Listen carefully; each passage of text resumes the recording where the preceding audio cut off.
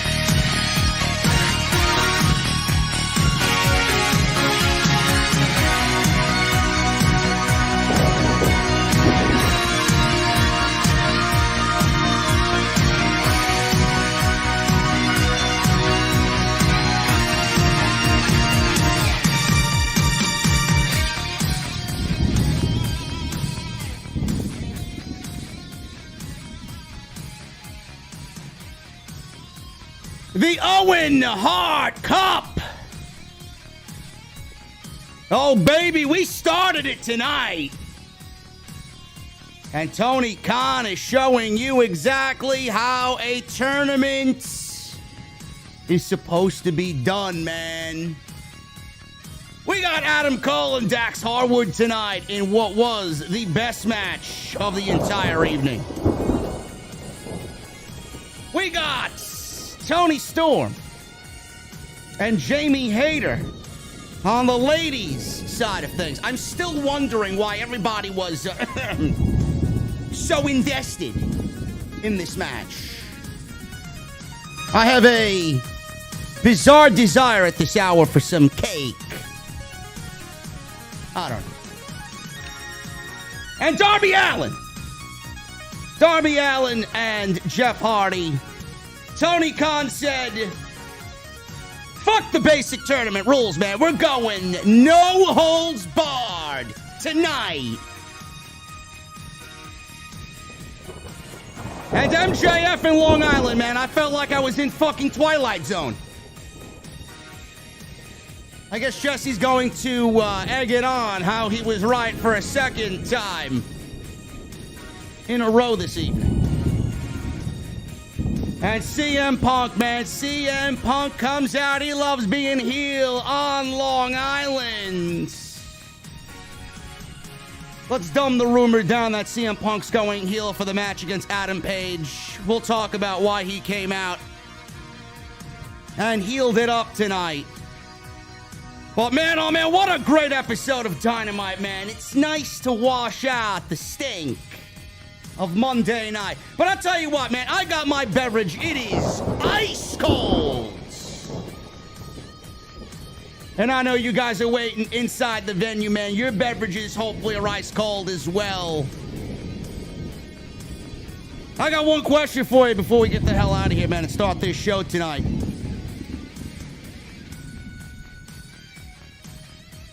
What the fuck are you guys drinking? I'll see you over there.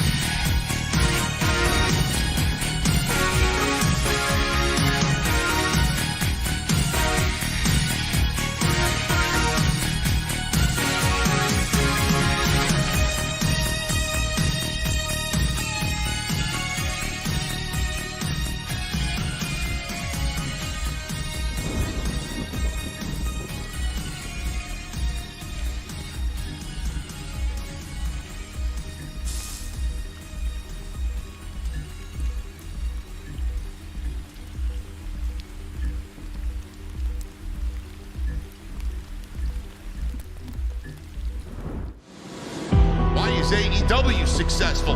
Why is Tony Khan running his promotion better than Vince McMahon and Bruce Pritchard are running Monday night and Friday night? Long-term booking.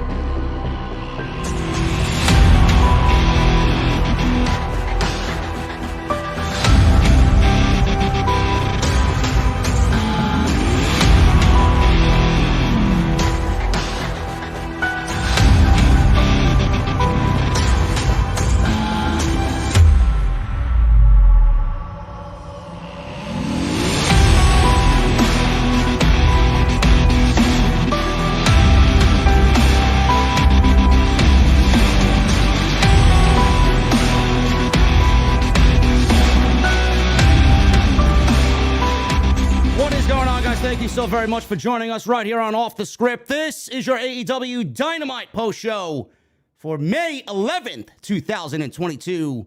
I am your host, JD from New York, as always, joined by my very good friend from Chicago, Jesse. What's going on, man? Not much, man. How you feel, bro? I'm doing good, bro. How you feeling tonight? How you feeling tonight seeing a demolition Darby in the main event, man? Holy shit. What a show, man. I know, it was a great show tonight. I thought AEW kicked this thing off in grand fashion. The Owen Cup, man, was the center of Dynamite tonight. And we got some damn good wrestling matches out of it. Adam Cole advances to the next round of the tournament. Jeff Hardy pulls off what I think is an upset here. I was going with Darby and Adam Cole. Looks like we're getting Jeff Hardy and Adam Cole. Maybe a little something going on there with the Hardys and the Undisputed Elite going into Double or Nothing. So I could see why Tony Khan went one way instead of the other way in which the fans expected it to be. And then Jamie Hayter and Toni Storm, the ladies got things started off tonight as well. Toni Storm advances to the second round of the Owen Cup, man. And then MJF, holy shit.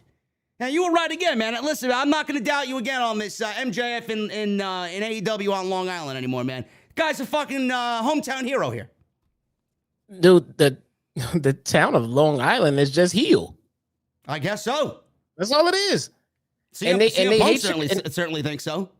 Yeah, and they hate Chicago. Did you hear the fucking the fuck your pizza chants?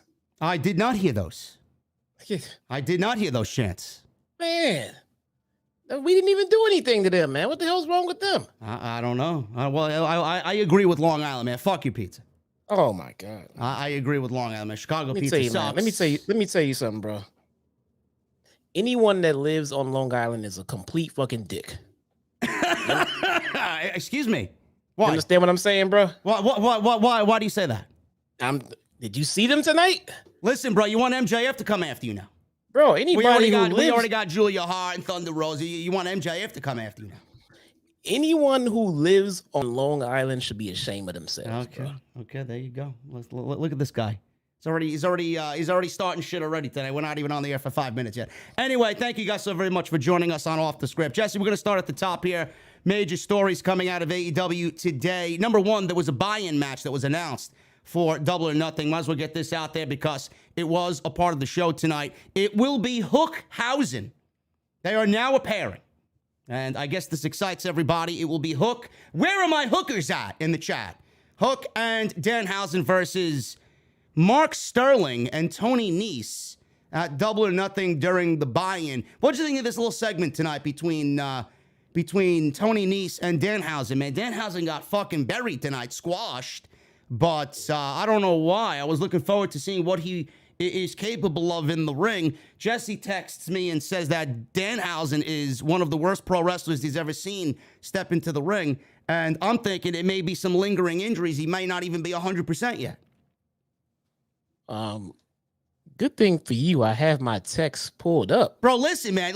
Listen, you asked Danhausen to curse me on social media. I can screen share my text messages. Do you want me to do that? You asked Danhausen to curse me and Thunder Rosa of all fucking people. Right, but I don't remember saying that Danhausen was the worst I've ever seen. Listen. Whatever the case may be, Should I screen share my JD from NY text thread? No. Let's move on. No? Let's move on with the show. Okay. What do you think of it? What do you think of this match that's taking place at the buy-in? I mean, it's a nice little innocent match. I thought we were getting Hook versus Tony Nese at the pay-per-view, which I kind of was feeling myself. I thought that was the way to go, but looks like we're getting this tag team match, man. What do you see coming out of that?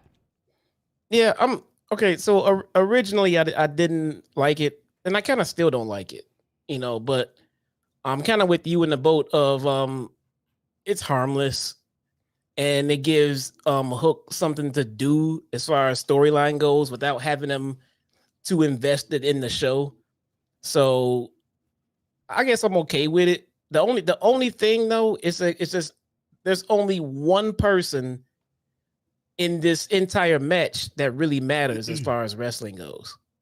And that's Hook. So you know what I'm saying? So it's like Hook is surrounded by three guys who have a job of making Hook look good. Well, let's not take anything away from Tony Nese. I mean, Tony Nese is fantastic. I'm not taking anything from him. I'd give anything to have a tenth of an ab, like Tony. Oh no, I'm not taking anything from him. But who are we kidding? What is his purpose in this match?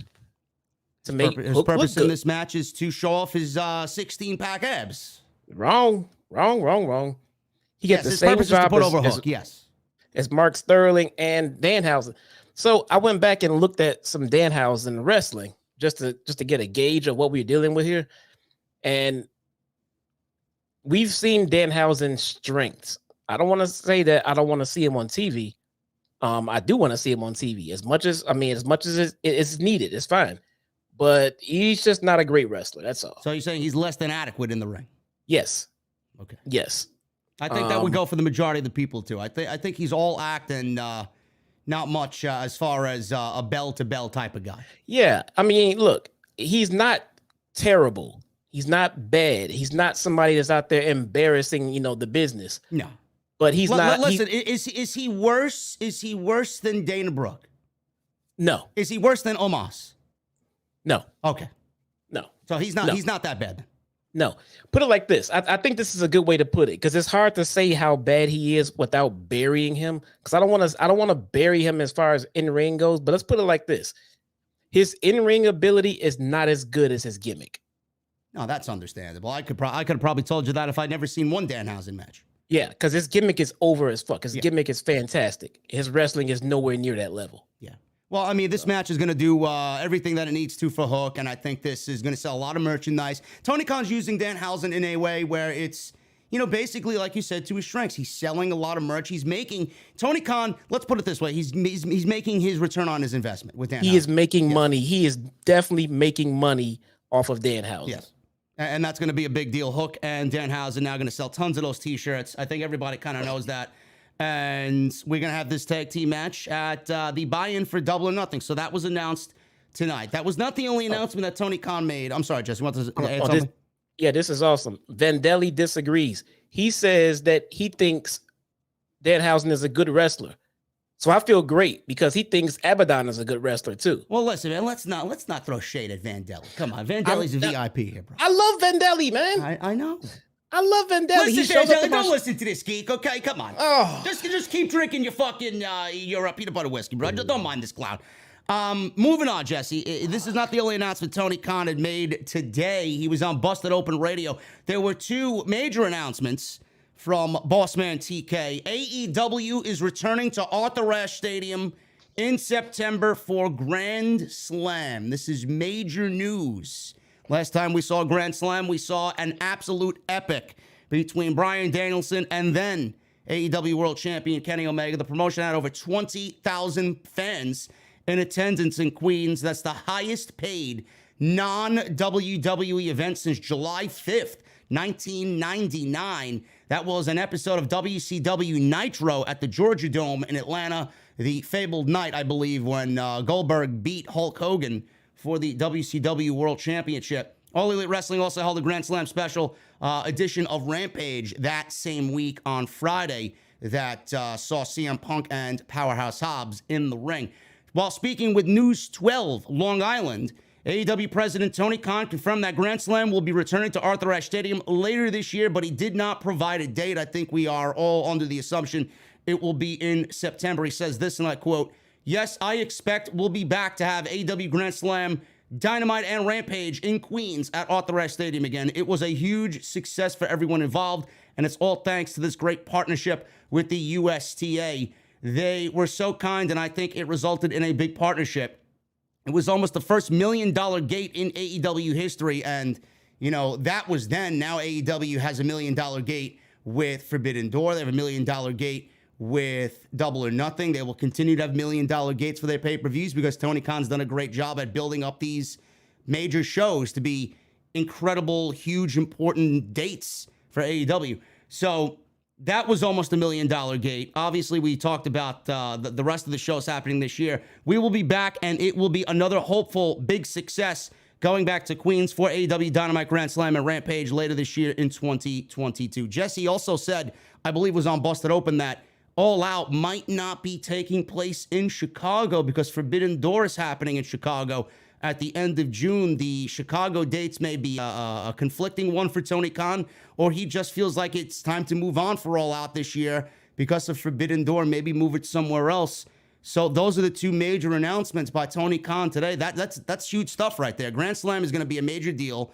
WWE, you know, they're known for having New York be their stomping grounds. AEW came in here and pretty much shit in their backyard, which I love to see. And Arthur Ashe Stadium is a great venue for wrestling. Never really held any wrestling there before AEW did Grand Slam. I can't wait for it. I think this is a yearly thing, or should be a yearly thing. And I'd love to see All Out somewhere else, man, because I'd love to just go travel somewhere else. I don't want to go to Chicago if I'm going to Forbidden Door in June and then back to Chicago in September for All Out. I hope we get something different, and it might be on the East Coast. If I know Tony Khan and what he's been doing, it might be on the East Coast somewhere, but we might get a change in scenery for All Out.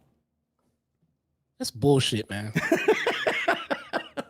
We always get screwed. Why do you gotta get everything, man? Screwed. Yeah, we deserve everything. What if he does All Out in Boston? That does not benefit Chicago. No. It benefits me. 4 hours on a train. Boom. I don't have to hop on a plane. I got a better idea. Let's just do it in Chicago. No. We don't need to do it in Chicago. And I'm still hearing that All In 2 is coming. I don't know where you heard that. Hey, man. I'm hearing from the innuendos and hints that the Bucks are dropping on BTE. That they're trying to revisit. But they're known for innuendos and trolling, dude. They are also known for giving us Easter eggs. If we get All In, All Out, left, right, up, down, I don't give a fuck. I mean, it's AEW. Who gives a shit? I mean, it looks like ever since they get the rights to ROH, they've been trying to get the All In back. Yeah, but what if it's a Ring of Honor show? What if All In is now made into a Ring of Honor special event? Maybe we do All In. Maybe we do All In during All Out weekend, and it's Ring of Honor. It could be. I mean, and for all intents and purposes, All In 1 was an ROH event. So yes, it was. It was completely produced by Ring of Honor. Yeah, All In 2 could be their first ROH event since going under the TK umbrella. So I can see that. Does this mean that you may make the trip out here for Arthur Ashe Stadium so we can drive out to Long Island and have a cocktail, man, and have a real slice of pizza? Maybe see MJF somewhere. I don't know if I'm welcome in Long Island, man. Yeah, let's set up that taco vlog for you and Thunder Rosa in New York City. You can bury you right here in my fucking home state. I'm already having my issues with Thunder Rosa, man. I don't want to know, man. Listen, listen. This woman, do I have her queued up here? Let's say, yeah, there you go. There you go, man. Tacos 360, man. Get talk shit. Get, bro. Talk shit. You can't see her yet, but I know you watch back. I know. What is this guy doing? What is he showing people on the street? Look at that woman, man. Happy in her happy zone. She was on a fucking a morning news show or something, beating the shit out of some guy for no reason. What are you talking about? Man. A sweet looking woman like that, man. Fucking wouldn't harm a fly. What are you talking about? Beating the shit out of this poor guy for just asking how to do a move. Which move was it? It was like a headlock with a hammerlock takeover or something like that. She just smashed it. Look, man, you're gonna wish she only did a fucking headlock on you. I'm reaching out to Sam and security for AEW. He's not getting back to me yet. No, of course not. He's not gonna get back to you. He's on our side. No, our side, meaning Thunder Rosa and JD side, not Jesse's side. Unbelievable, man. Anyway, guys, we're gonna go over the rest of the news. I do have news on Thunder Rosa, so we'll talk about that when we get into the later parts of the show. But I want to thank everybody for joining us right here on Off the Script. Hit that thumbs up, guys. I see 500 likes, 503 to be exact. Make sure you guys hit that thumbs up. Try for 1,000 likes on today's live stream. That is the minimum tonight for the AEW Dynamite post show for May 11th. People are still filing on in. We got about 1,800 in the venue. From my numbers, I see that we're number one. So thank you guys so very much. Live right now, out of everybody that is live in the community, we appreciate you hanging out, making us your only stop here on your Wednesday evenings. Super chats are open. Get them on in. The bar is rocking and rolling, so get them on in, man. We will hang out at the end of the show and go over all your super chats. Let us know what you thought about tonight's great episode of AEW Dynamite and what you thought of the beginning of the Owen Hart Cup. Martha Hart was in attendance tonight. That was also a great thing to see. Hit that subscribe button down below. Turn on the bell for all notifications. Make sure you guys go and follow us on social media at JDfromNY206. That's my @ on Twitter and Instagram. You guys can follow Jesse Chi-Town Smart on Twitter as well. Jesse, what's going on with the dark side of things, man? Anything new or exciting, or any new talents that have caught your eye this week on Dark? Yeah, actually, yeah, man. We get I think we get the surgeons of Joe. He's been on Dark quite a few times. Took a few L's here and there, and then he's starting to get a couple of W's here and there, but he got to cut a promo. And the guy seems intense, and he has the look. What is his name? Joe, Johl, I believe. Never heard of him. Really? You will. It looks like he's gonna be coming to TV soon in the next couple of weeks. So, pretty interesting guy. He looks like he would be a good addition to a stable that needs like someone to put under their wing, because he looks pretty damn good. Well, there you go. You guys can go follow Jesse on his YouTube channel, Chi-Town Smart. Just look him up on Twitter. Jesse will leave the link in the chat if you guys want to go subscribe to him and go watch his Dark watch-alongs every Monday and Tuesday. Make sure you guys go get your t-shirts, man. Bonfire.com, the exclusive home of Off the Scripts. Working on a new design right now with Bonfire's team. So hopefully I'll have some news on that this week. Make sure you guys go and check out all the other videos that you might have missed on the channel. Some major Roman Reigns news that we talked about. Dissected that this week. Could be taking 10 weeks off. So we will have more news on that when we get to the weekend, man. We'll have a live Off the Script 4:30 this weekend. Also, make sure you guys go and check out my sponsor for today's show, Honey. Join honey.com/offthescript. You guys get access to their web browser for free. Start saving some money with Honey. Absolutely free.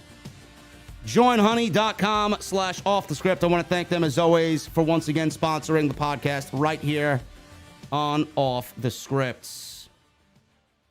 Let's get to the top of the show, Jesse. We started the show off with Adam Cole versus Dax Harwood. Adam Cole and Britt Baker were actual guests on Bar Rescue this past week, and I did not catch up with it yet. They were actually part of John Taffer's recon for some poor schmuck that was having a failing bar. And I heard it was pretty decent, pretty cool to see them on there. So I will have to catch up on that when I do have time. But Adam Cole, we're not here to talk about Adam Cole and his recon with John Taffer, but Adam Cole is my odds-on favorite to win this Owen Hart Cup. He went one-on-one tonight with Dax Harwood. This was a great TV match. This was probably one of the best TV matches that AEW's put on all year. Absolutely fantastic. You guys know how I feel about Adam Cole. One of the best in-ring performers probably in the entire world. You want to put him in the top 5, top 10. I think it would be a crime if he's not there on anybody's list. He's fucking great. Dax Harwood's had some great singles matches when he's been away from Cash. And I was very much looking forward to this. Jesse, what did you think of the overall feel of this match? And I know it was a predictable outcome because I think a lot of people's odds-on favorite in this tournament is Adam Cole. But what did you think of the performance by both guys tonight? I thought it was a physical match. I thought it was a great way to kick off this tournament. And I think both guys wrestled out there with the intensity and the sense of urgency that a tournament needs. I thought it was a great start. It was a fantastic match. It was a little bit on the predictable side, but nonetheless, it was a pretty good match. And even though it was predictable, I was a little bit shocked by the outcome. I didn't expect Dax to tap out. Yeah. And especially to a sharpshooter on that one. Yeah, well, he did tap out to a sharpshooter. Let's see how all of this came about. Early on, Cole got in Dax's face with the Adam Cole Bebe. He did that a couple of times, and Dax was not having that, so he got a little physical back with Adam Cole.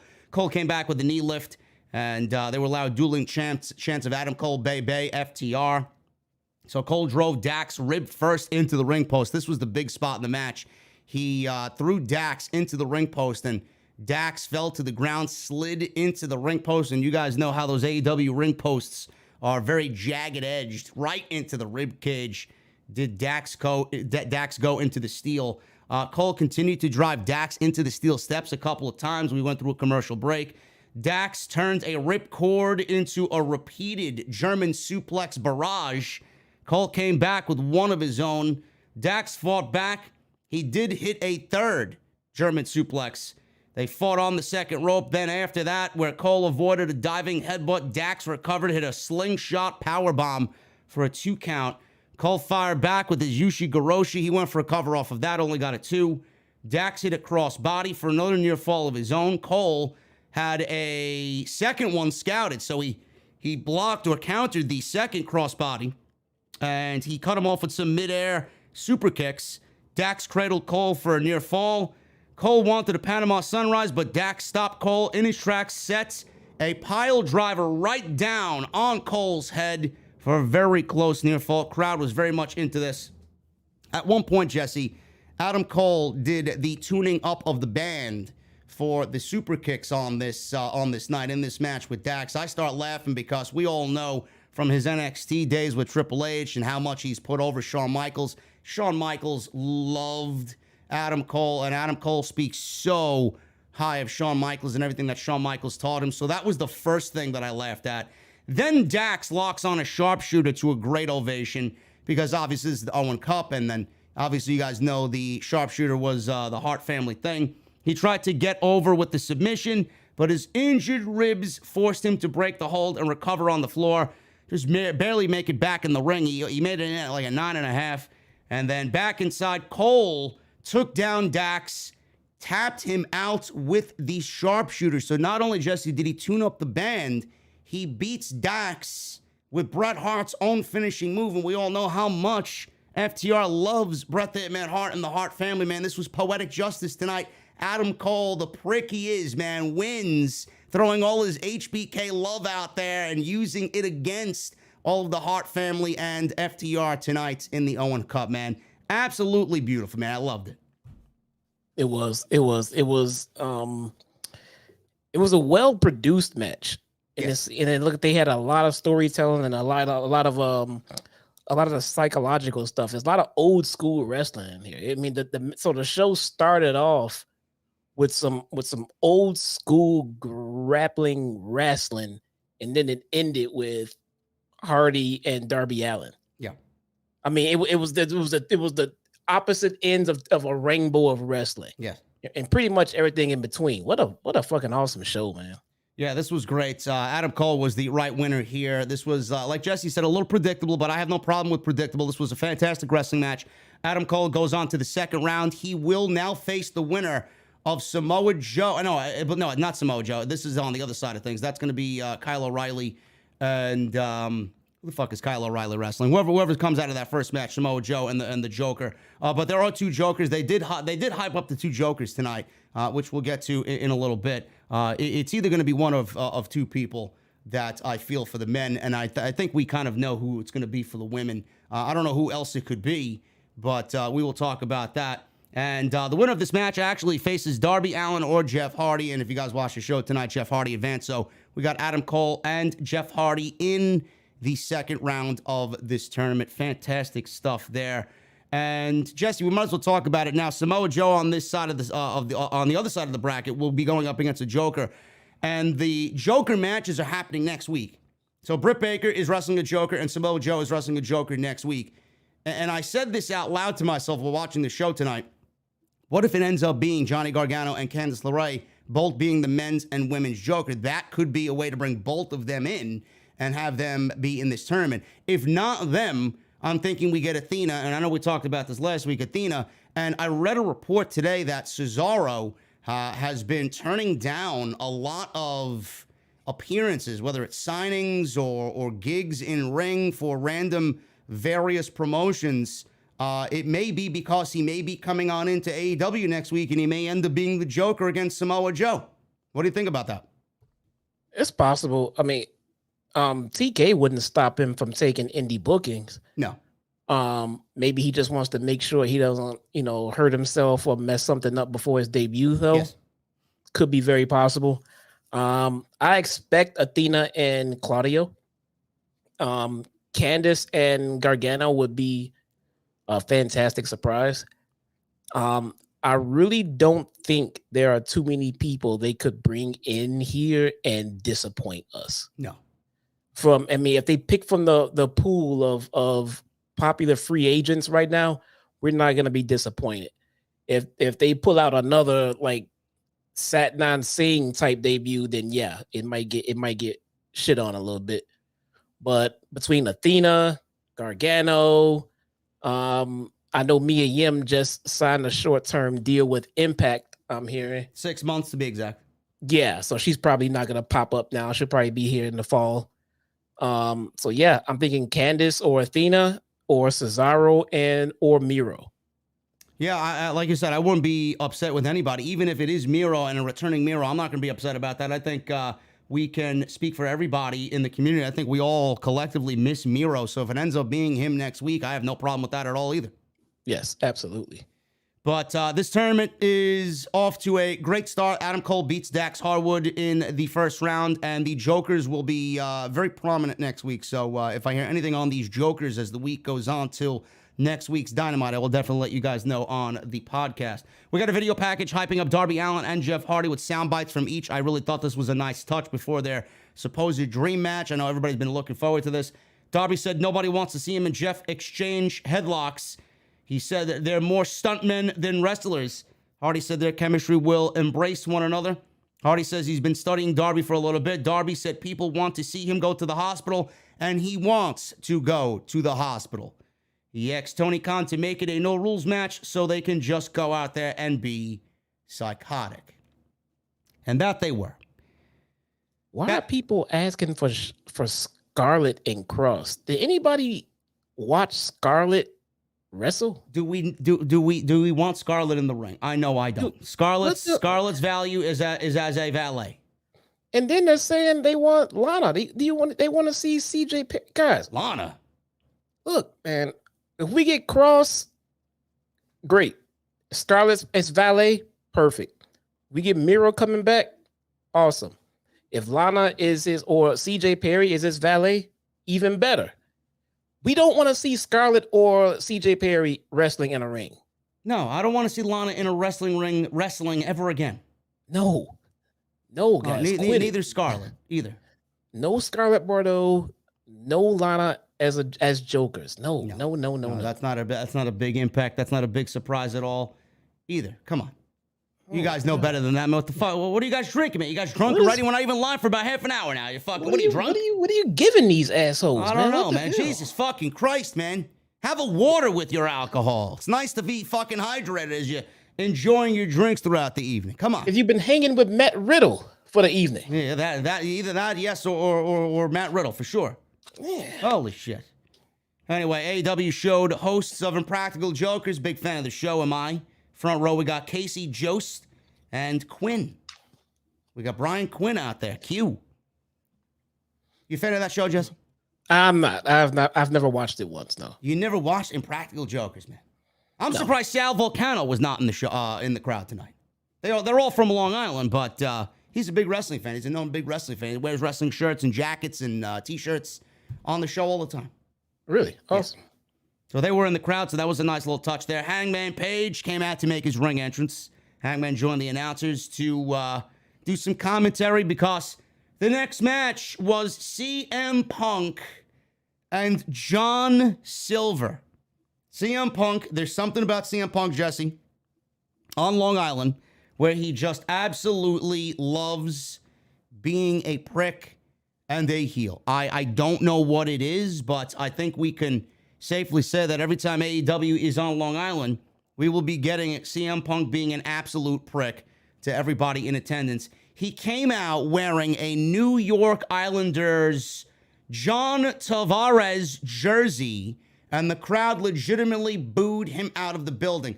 Not only that, we didn't know who he was wearing on the back of his jersey. He told the PA guy to shut his theme music off. He did his whole, it's clobbering time. He walks backwards down the aisleway, and we see him wearing this John Tavares hockey jersey. I did a little research, Jesse. Apparently this guy, he was the captain of the Islanders, left the Islanders not too long ago, and is now the captain of the Toronto Maple Leafs. And he is now, apparently people were telling me, because I tweeted about this, he is to the Islanders as I believe Damon was to the Boston Red Sox when he went to the New York Yankees. Johnny Damon. Or how LeBron was to Cleveland Yes. when he went to Miami. Yes, or in my case, Tom Glavine when he went from the Braves to the Mets. You know, trader vibes there. Yes, This is it's on what that I level, can, bro. This is what I can appreciate from Punk, man. He has attention to detail when it comes to wrestling storytelling. Last time he was on Long Island, he was portrayed as, and he made sure he was looked at as, the biggest heel on the fucking planet. So now that he's not feuding with MJF, why would he come out here and pretend like he's just a normal baby face? No, you are hated in this city. Act like it. And he did just that.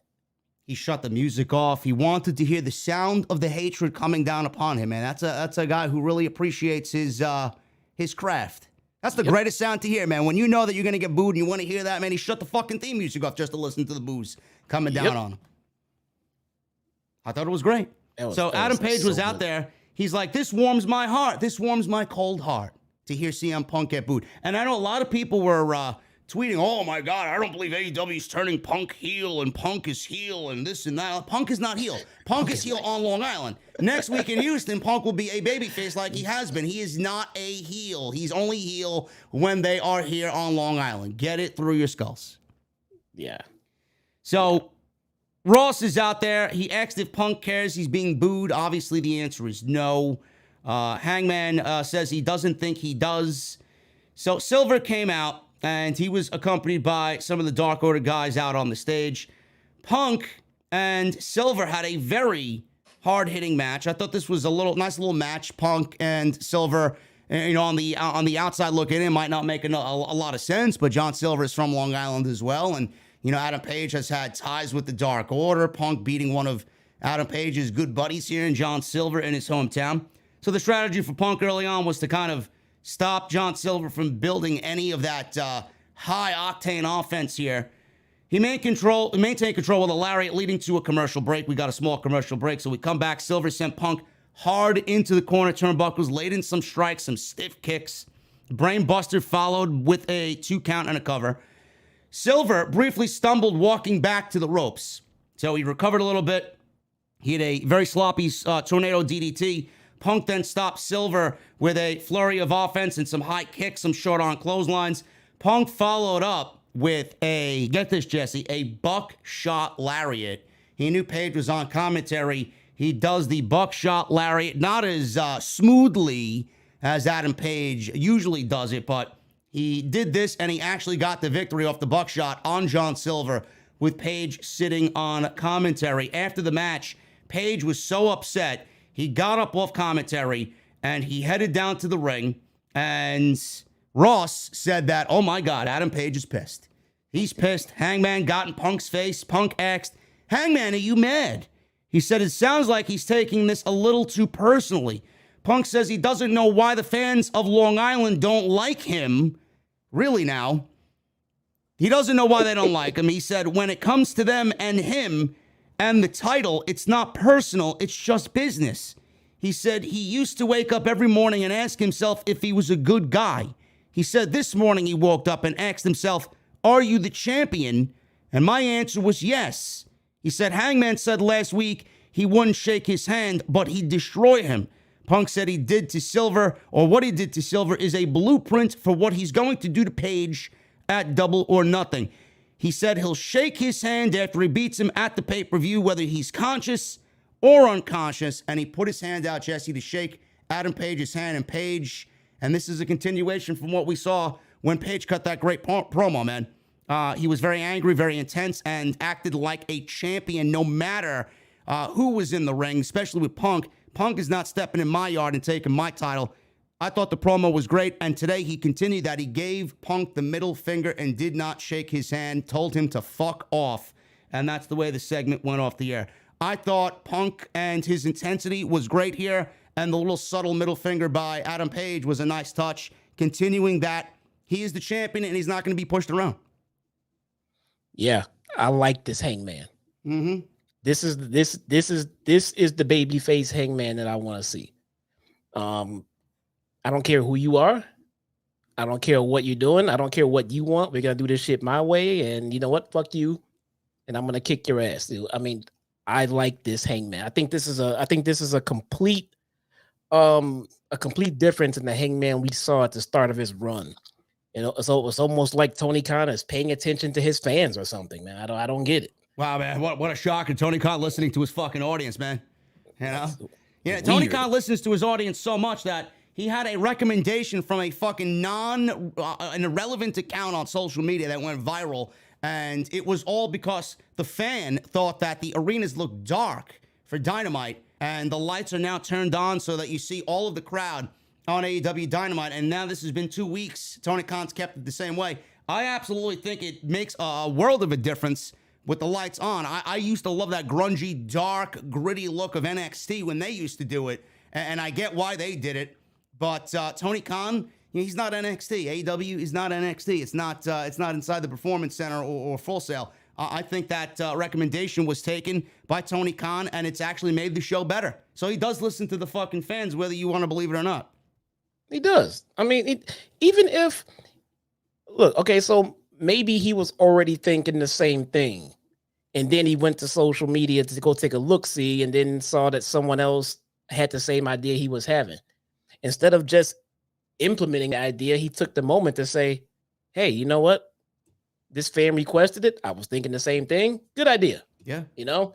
And that little gesture alone just gives the feeling of this guy is listening to his fans. It might have already been his idea or in his plans. Who knows? But that little extra step, it helps. It matters, man. It gives the vibe that you actually give a shit. It's amazing. A fucking pro wrestling promoter listening to the audience that watches your show, man. What a complete polar opposite of Monday and Friday night where they don't give a shit what you think. Yeah, bro. I'm sorry, man. I'm trying to figure something out right now on Twitter. I'm trying to translate what's going on with Kota Ibushi. I think he was fired. I know it came up earlier, like he had an issue, but I think he was actually let go now. Is this legit? It's on Twitter. I'm trying to translate his tweets. I don't know if anybody's reported this or not. I know Sap was saying earlier that he was working on it, but if Kota Ibushi, it's a little, I would say, funny as far as timing goes, being that we're headed towards Forbidden Door.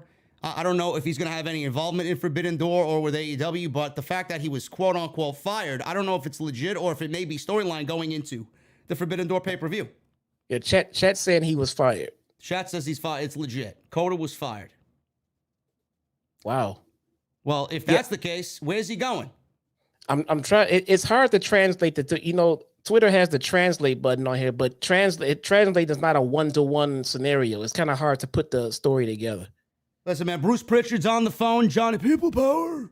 He's on the phone immediately right now. He's going to Raw. Okay, this guy's going straight for the Forbidden Door.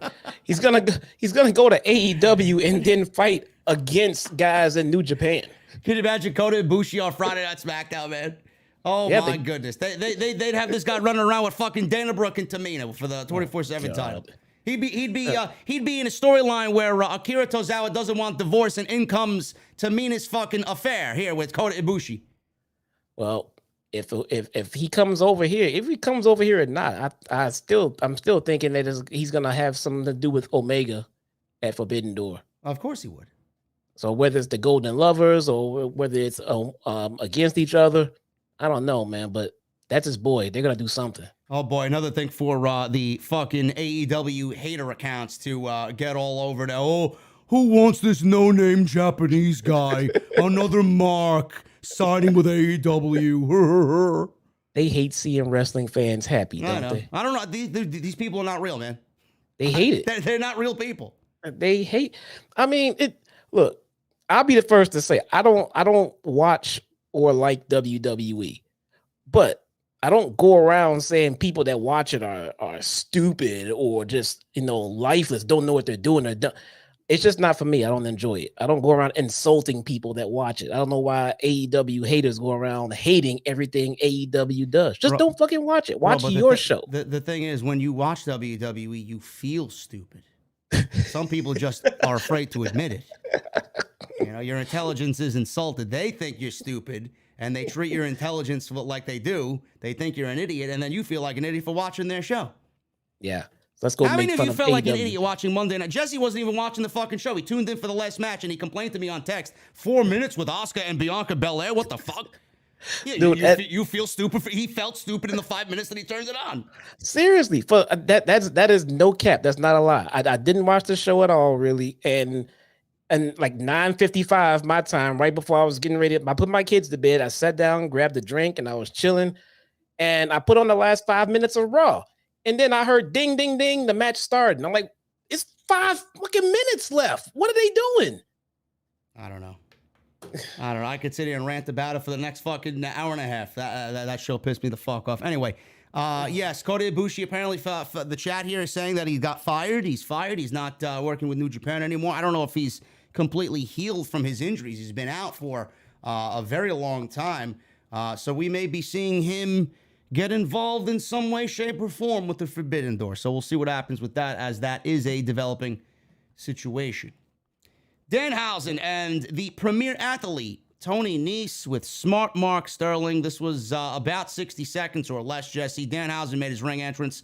Pretty cool theme music that they had made up for Danhausen. Fits him very nicely. Justin Roberts said he claimed to be over 6'7" and 300 pounds, and he's very evil and very nice, Danhausen.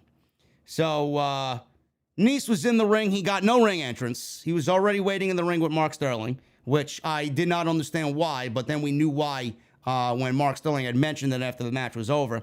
So Danhausen threatened to cast a spell on Toni Nese and Mark Sterling.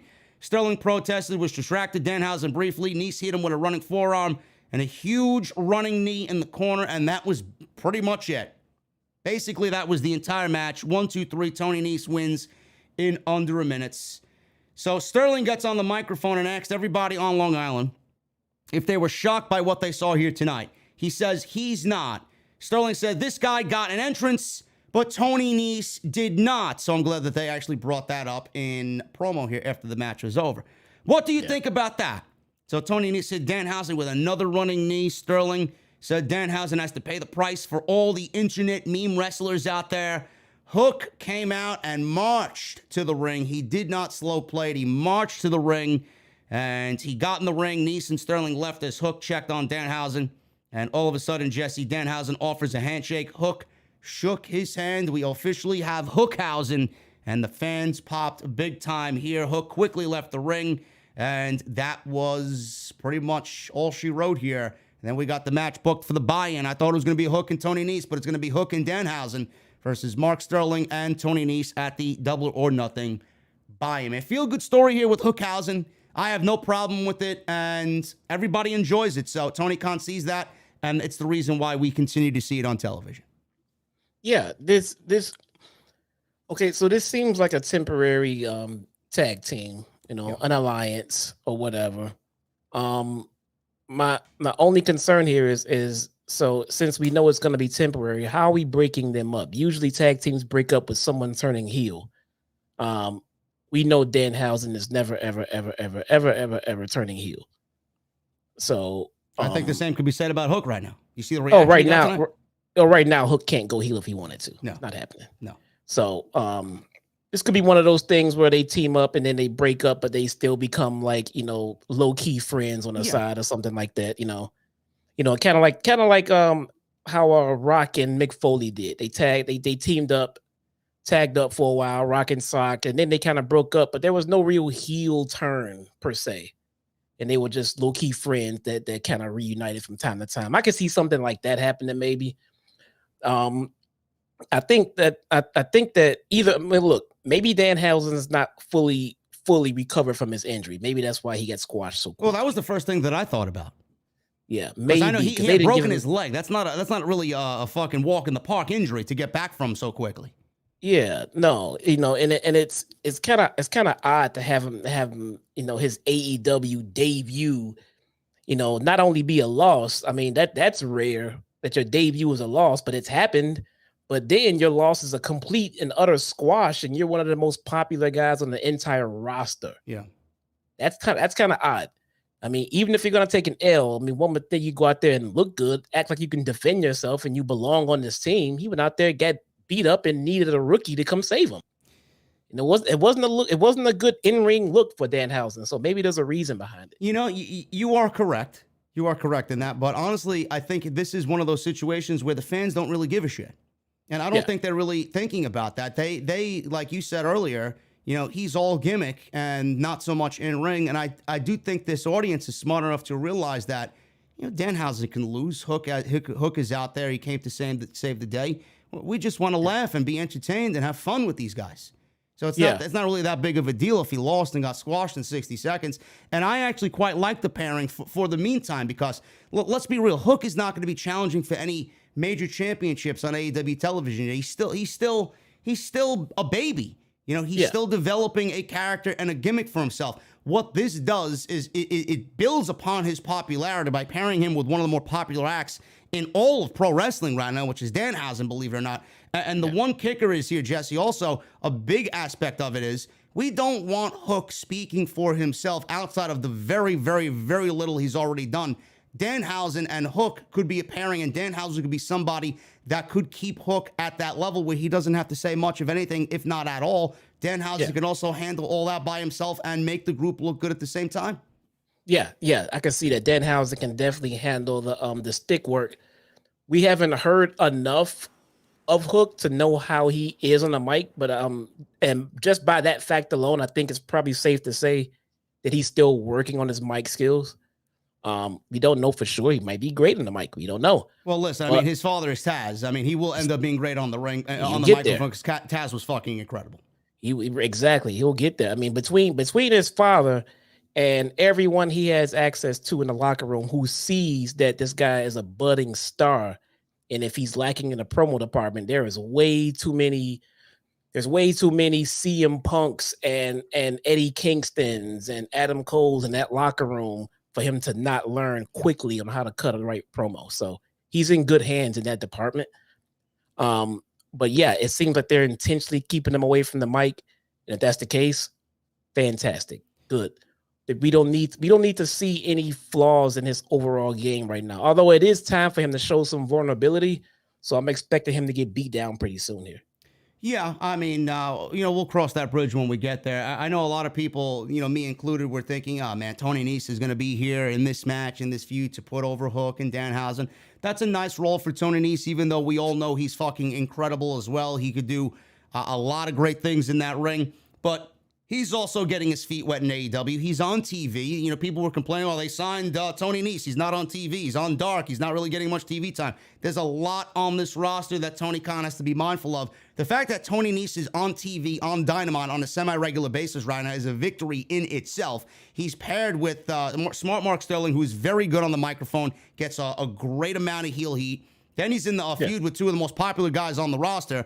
And if he does a great job and does what Tony Khan asks of him, Jesse, this could probably lead to more opportunities for Toni Nese if he knocks it out of the park and does exactly what Tony Khan needs of him. Yes, this is going to be huge for Nese. He needs to make sure that he gets Hook over in every way possible in this feud, because it'll be looked at, and I'm pretty sure everyone will see that. Hey, you get this guy over, there'll be other things for you to do in the company. Yep. So I'm hoping good things. Where I like Toni Nese. I think he's pretty cool. I could see a TNT title at some point in Toni Nese's future if he keeps it up. I don't see him as the top of the card guy, but I definitely see him as a great utility player in the mid card division in AEW. Yeah. So that's going to be a very important aspect to look out for. So that tag team match is booked for the buy-in of Double or Nothing. Then we get into one of the best segments all year on AEW Dynamite, and this was the contract signing between Wardlow and MJF. Wardlow was escorted to the ring by security. He's in a suit, looking all fancy. He's in handcuffs. The big man is sitting there by himself with all these security guards lined up in a nice little formation in the ring. And we have MJF coming out there, and he's wearing, again, a hockey jersey. He's wearing an Islanders jersey, I believe, out there as well. Had MJF on the back of it. He's not wearing a particular player's jersey. He just had his own Islanders jersey made up tonight. He comes walking out there. But before we get to the contract signing, Jess, we have this unbelievable video package. and we get a mock of Dark Side of the Ring. It was like a mock vignette of a coming attraction for the next episode of Dark Side of the Ring. Chris Jericho's voice is narrating this, and we all know as Chris Jericho is, great in what he does. He is the narrator for the last 2 seasons of Dark Side of the Ring. And we get this video package with a graphic that says, next season on Dark Side of the Ring. And then we see clips aired of the MJF Wardlow saga and all the injustices and all the crimes that MJF thinks have been done to him, going back as far as the CM Punk dog collar match at the last pay-per-view. And we see Taz, Jake Roberts. We see Barry Horowitz, one of the most famous jobbers in all of WWE history, man. Barry Horowitz. Him in the Brooklyn Brawler. On this thing, man. He called Sean Dean a jobber in this vignette. Ross says he's not sure what to say about what we just saw. And Tony Schiavone added that this is all bullshit propaganda. So I thought this was a nice touch. Dark Side of the Ring even retweeted the AEW tweet about this vignette on Twitter, man. This is obviously going to rile up the marks who continue to think that Dark Side of the Ring is an anti-WWE show anyway, and it does nothing but badmouth WWE. So that's going to get people talking there. But my God, man, this was absolute fucking gold in every sense of the word. Fucking great. This is what makes AEW stand out, man. They know how to have fun. They know how to be creative. If WWE stepped outside their comfort zone once in a while, man, we wouldn't complain half as much. This was epic. This will easily get my vote for the best non-wrestling segment of the year in all of pro wrestling. I don't see how they're gonna top that. This was fucking fantastic, man. So good. So good. It was so fun. Man. So I loved all that. That was awesome. What a beautiful touch there. If this feud couldn't get any better, man. Jesus Christ, they keep knocking it out of the park with these vignettes and the promos and everything. MJF, like I said, came down to the ring. He was wearing an Islanders jersey with his name on it. The announcers talked about how MJF has actually cheered on Long Island. And I just want to point out, too, we always give credit to your Beaver friend in WWE when he puts together shit like this, because, and I've said it many a time before, make fun of him all you want. I still think Kevin Dunn and his team is second to none at what they do. They're incredible at what they do. Don't get me wrong. Second to none. I want to know who the executive producer of television is for AEW, because they nailed this shit. Nailed it. Oh, we can just ask Big Hodge. I'm sure Big Hodge knows. Man, he's got so many connections, Big Hodge, my boy Big Hodge. He probably knows who was in charge of this shit if you just fucking reach out to him. Oh, we got to find out. He's probably listening to the show now. He'll probably text me who the fuck it was now anyway. Good, Hodge. Let us know. Someone deserves their goddamn flowers. This was fucking great, man. I loved it. MJF made his way out to the ring. The announcers talked about how he is cheered on Long Island and how baffling it is. I said on Twitter, it's like I'm watching the fucking Twilight Zone, man. He's out there shaking hands and high-fiving people, and he's fucking jumping into the crowd. He's taking pictures with people. Like, who the fuck is this guy? Are you MJF? Did somebody kidnap you and do something to you, man? Holy shit. So MJF entered the ring. He asked him to cut his music. MJF said, I love you crazy sons of bitches. He said, unfortunately, they now have to talk to Wardlow. So crowd boos. Wardlow has been absolutely admired throughout this entire thing. He got booed out of the building in Long Island. Like I said, the fucking Twilight Zone, man. They sat on this long end of the table. Look, he just texted me now. Giancarlo. Giancarlo. Giancarlo. Yeah. Okay. Yeah. Man. He does a lot of stuff. I think he used to do a lot of stuff for GCW. He may still very well do stuff for GCW, but if that was the case, that was a fucking Grand Slam segment. If he is the executive producer of television for AEW, then he was the head honcho behind all of that, and he deserves his own little golf clap, dude. That was fucking fantastic. Yeah. Man. So he's out there. Wardlow got booed. They sat on the end of a long table, which I think is great. These contract signings, typical WWE, it's like, oh, they got this little table out there, and they're sitting on opposite ends of it. I like this long table. They're sitting at the ends of each of the table. And we got MJF saying it is a David versus Goliath story. He said he's slightly smaller, but more jacked and skilled and salt of the earth and Jewish. He called Long Island the most magical place in the world. He called Wardlow a big, dumb, stupid oaf. MJF said he could go over the rules of their match. He said if Wardlow can beat him at Double or Nothing, he'll let him out of his contract. He said they have the opportunity to show the world what Long Islanders are all about. He said under no circumstances would he want everyone to stand up and boo Wardlow out of the arena every time he tries to talk. He repeated it for the people in the cheap seats. You guys are poor up there, but I still love you and you're still all beautiful. So he was obviously egging the crowd on to boo Wardlow every time Wardlow speaks without actually saying it. And he tried to kind of insinuate it. And the fans knew exactly what he was doing. And every time Wardlow tried to speak or Wardlow's name was mentioned, Wardlow was booed heavily. Bro, keep this in mind next time anyone wants to doubt if MJF will get booed on Long Island or not. He shit on the Long Island crowd. Yeah. He called them poor. And got cheered for it. He called them poor. People sitting in the nosebleeds for $20, man. He called them poor. What the fuck, man? He can't do any wrong over there, man. MJF told Wardlow the floor is his. Fans stood and booed. MJF said it's so weird that he can't hear Wardlow. He told Wardlow, you're kind of the worst, Wardlow. He said, and karma is coming your way when it comes to these conditions after everything you did back in the day to my best friend, the American roller coaster, Cody Rhodes. Fans, mention Cody Rhodes. Ooh, mention Cody Rhodes. Guys, you don't want me to talk about 2024 now, do you? Says MJF. Don't worry about it. Neither does the guy in the back. Oh, my goodness. Jesus Christ. This guy's a fucking prick, man. Already talking about free agency in 2024 and saying, Tony Khan doesn't want me to talk about that either. He brought up Sean Spears. Sean Spears, by the way, looked absolutely fucking fantastic in his white outfit tonight. White dress shirt, white slacks. He looked like a fucking king out there, man, did Sean Spears. So he asked Sean Spears and asked him how many times he's going to whip Wardlow.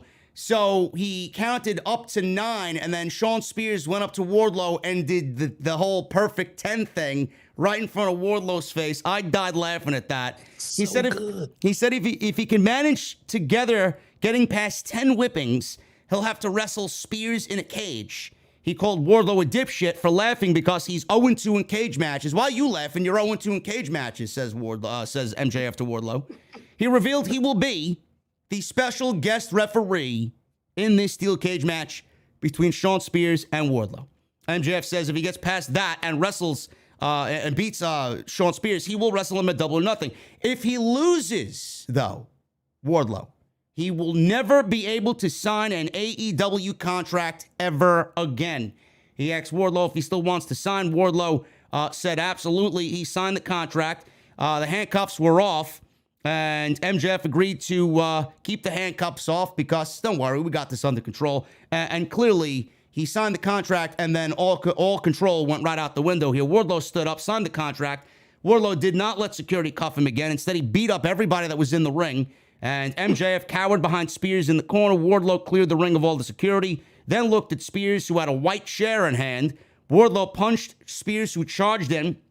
MJF then tried to dive out of the ring. Wardlow caught him. He was about to powerbomb him through the table.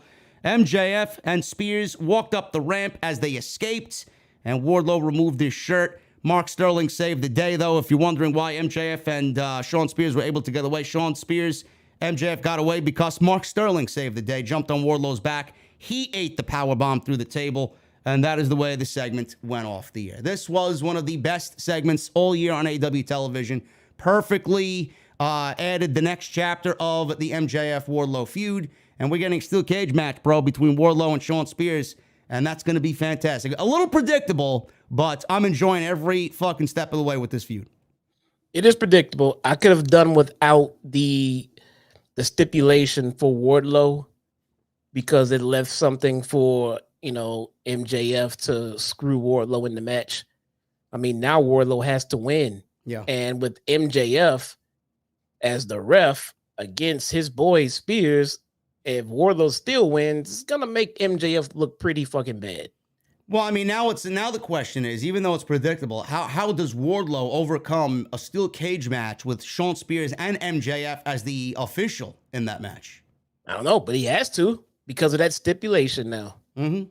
They could have, I would have done without the stipulation, came up with a way for Wardlow to lose the match because he gets screwed over by MJF and still find a way to continue the feud. I mean, obviously, you want him to look strong going into the match with MJF, but You just got to find a way to protect them. I mean, it does take away some of the predictability because we already expected Wardlow to win a match like this.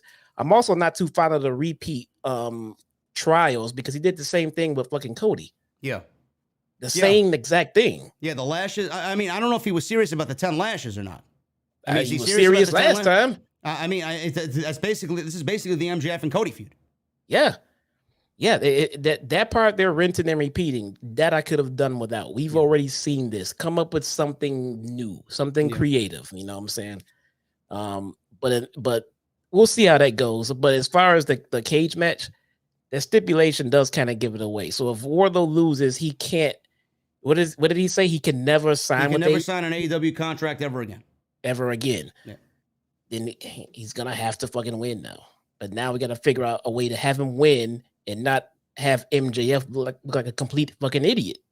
Well, didn't everybody go into this under the impression anyway that Wardlow was going to win without the stipulation that was announced tonight? I think everybody was kind of, watching this show expecting Wardlow to win because what good would it do Wardlow if he loses at Double or Nothing? Right. They put the stipulation in, then they put MJF as referee. Well, now you kind of, stacking it a little bit more than we expected. Now we kind of, we still expect Wardlow to win, but geez, man, how is MJF going to look? He can't fucking he can't dictate the outcome of a no DQ cage match where he's the fucking referee. I mean, what else? You've had all you got to do is just go in and count 3 quick. Yeah. They got to get out of this somehow, man. I don't want MJF to look this bad if Wardlow still wins through all of this shit, Maybe Wardlow has someone come out to help. Well, it has to be that or something because like you said, MJF is in complete control of this. If he's not in there looking to screw Wardlow at the right time with a fast count or something, I don't know what the AEW rules are going to be for these steel cage matches. They change every time there's a steel cage match. Some steel cage matches you're not allowed to go over the top rope and it's only pin and submission. Some steel cage matches are not pin and submission. You got to go over the top rope and both feet have to hit the ground. So I don't know what's going to be as far as the ruling. But like you said, MJF he's pretty much playing God. He's got all the power here. He can screw Wardlow out of this match and not get the pay-per-view match and then fire him.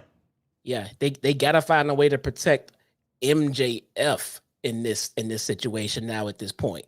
Usually this kind of situation you want to protect Wardlow, and things like that. But you gotta protect MJF in this one, man. I don't know how Wardlow's gonna come out of here with a squeaky clean victory when his opponent and the referee are both against him in a no DQ cage match, man. That you can't just have Wardlow just win. I mean, I would be hard pressed to believe that MJF can beat Wardlow in any kind of match when he couldn't even make sure that his best bud won. It's rough. I think they might have painted themselves into a sticky little corner right there. I don't know. We'll see what happens. We don't have an exact date of this steel cage match, so we will keep an eye on this, but something needs to be done there to make it a little bit more favorable for MJF because, like Jesse said, it really is going to paint MJF as unintelligent if he is in a position of power like that and doesn't take every opportunity to abuse that power and beat Wardlow in this steel cage match. Wardlow theoretically should not be making it past this steel cage match. Yeah. Absolute Ricky Starks and Jungle Boy. We got a FTW championship match here. This was pretty decent here tonight for the FTW title with a, I don't know if it was just me, maybe a little tease at the end there with Christian Cage. We'll get to that as we go through this match here. This was a back and forth match. Starks hit Jungle Boy with a slingshot arm drag, and Jungle Boy returned the fire with some of the same stuff right back to him. So Starks took control. Jungle Boy started a comeback, babyface comeback here with some back elbows, a nice rebound lariat. Starks countered a DDT from the outside in and powered Jungle Boy up. Jungle Boy eventually reversed it into a DDT of his own for 2. Starks then did a backslide on Jungle Boy for a 2 count. Jungle Boy countered the Rochambeau early into a cradle. Jungle Boy then hit a thrust kick for a near fall cover, only a 2 count. Jungle Boy went for another rebound lariat, but ran right into a spear by Starks. He locked on the snare trap, eventually forcing Starks to fight back and reach the ropes. Starks grabbed the FTW title, but all of a sudden, Swerve Strickland ran down and stopped him from using the FTW title as an illegal weapon.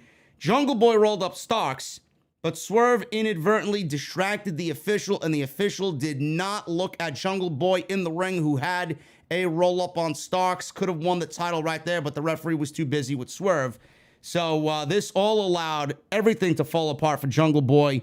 Starks got the Rochambeau on Jungle Boy, 1, 2, 3, and that was it. After the match, Christian Cage and Luchasaurus walked down the aisle. They walked past Swerve, bumped into him purposely. They got into the ring. Swerve faced off with Starks and Hobbs. Then Keith Lee came out to even the odds for Swerve, and Jurassic Express was in the ring. Jesse, Jungle Boy was a little defeated, hanging himself on the ropes there, looking very upset. Christian Cage walked over and gave Jungle Boy a pat on the back and a hug in the middle of the ring. It almost looked like, now from my vantage point, it might be just me thinking crazy thoughts, but it looked like Christian Cage was a little pissed off at Jungle Boy, man, a little disappointed in Jungle Boy. What do you say? Yeah, I saw that too. I thought it was just a me thing. I didn't want to bring it up again. Like, we've already run through the, Christian Cage heel turn scenario, then backed off of it. Now we're going back again. But I wouldn't say disappointed, but he looked like he had, as he approached him, he had like an ulterior motive. It came off as a little bit weird. Like, they did focus on it, maybe it was the camera work and the focusing on it. Otherwise, it just would have been like him going to get him, give him a hug, and walked out. But no, they stopped, censored it, got a facial reaction, and got close, and then gave him a hug, and they just kind of ended it there. Yeah. So I felt that same vibe too, like something was happening right there. So maybe they are revisiting that Christian Cage turn. Yeah, I know we talked about this last week, and we kind of dumbed down the little possible teases because we have Trio Championships on the way, and Tony Khan did confirm that the Trio Championships are made. He's had them made for a while. He's only waiting till Kenny Omega comes back and gets into the fold before unleashing those Trio Championships on AEW Dynamite. But, it would be foolish to break them up because that's a nice trio there with Jungle Boy and Luchasaurus and Christian Cage. But it did look a little bizarre out there that Christian Cage kind of eyed Jungle Boy, and it was a very disappointed look. Like, bro, come on, man. The fuck are you doing? Right. So we'll see what happens there. But tag team title situation. I seen somebody in the chat mention something that the tag team titles are taking a back seat on AEW television. I don't understand why you guys are so fucking conditioned to WWE television. Nothing is taking a back seat as far as the tag team championships, man. I don't understand you guys. Look all what because was in the front fucking of you. titles aren't on TV in championship contenders matches, and all because we don't see fucking Jurassic Express defend the titles against the same fucking team like RK Bro does against the Street Profits or Alpha Academy. I don't understand why you guys are saying that they take back seats. They're not. You guys are saying back seats. I texted JD earlier tonight. I said it looks like we're heading for a tag team triple threat ladder match potentially, man. Yes. With these three teams, and they would tear the goddamn house down. Yes. FTR is going to be doing whatever. I don't know what the fuck FTR is doing at the pay-per-view, but we got the Young Bucks possibly against the Hardys, and we got LAX, Santana Ortiz. They're busy with the Jericho Appreciation Society. Pac and the Lucha Brothers, they're busy with the House of Black. And then you got the Blackpool Combat Club now. They're mixing up with the Jericho Appreciation Society. What back seat are the tag team champions taking and the championships taking on AEW television? You're about to get all the other big tag teams in AEW are busy doing other things. They will be in contention after the Double or Nothing pay-per-view and things reset going into All Out. But right now, you got two brand new teams, Jesse. You got Hobbs and Starks, who look like a formidable duo, and you got Swerve and Keith Lee, who themselves look like a formidable duo. You just got born new tag teams in AEW right now for the time being, in what is already the best tag team division in all pro wrestling. If this leads to a triple threat match with these three teams, bro, you won't hear a fucking peep out of me. That should be fantastic. Yeah, I think you guys are a little bit conditioned to the way WWE does storylines. See, they have pay-per-views every month in WWE. So right away, you got to keep all titles and stories interesting because within the rolling 4 to 5 weeks, you got another pay-per-view coming up.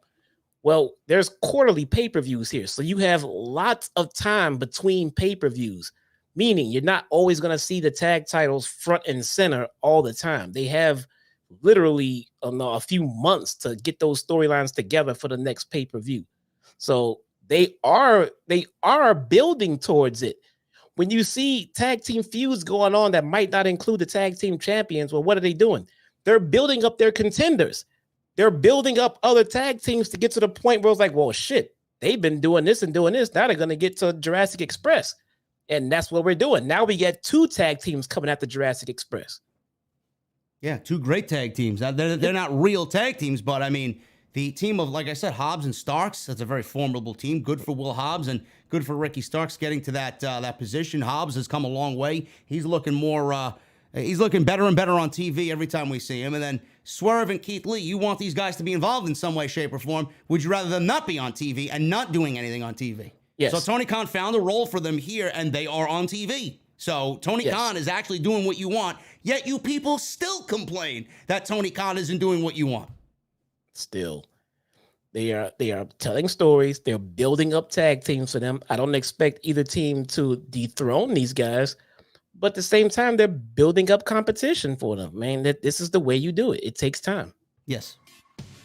Guys, we're going to take a little breather here. Look at what's going on in the chat. We got near 2,000 in the OTS venue right now. Continue to hit that thumbs up, guys. I see 831 likes on the live stream chat. Let's try 4,000 likes minimum on today's Off the Script AEW Dynamite post show for May 11th, 2022. I see some people in the chat re-upping their memberships. Man, I appreciate you, man. If you guys want to join the OTS VIP club, sit right behind me in the VIP lounge, man. Hit that join button and become a channel member, or what I like to call you guys, my VIPs. Make sure you guys go do that.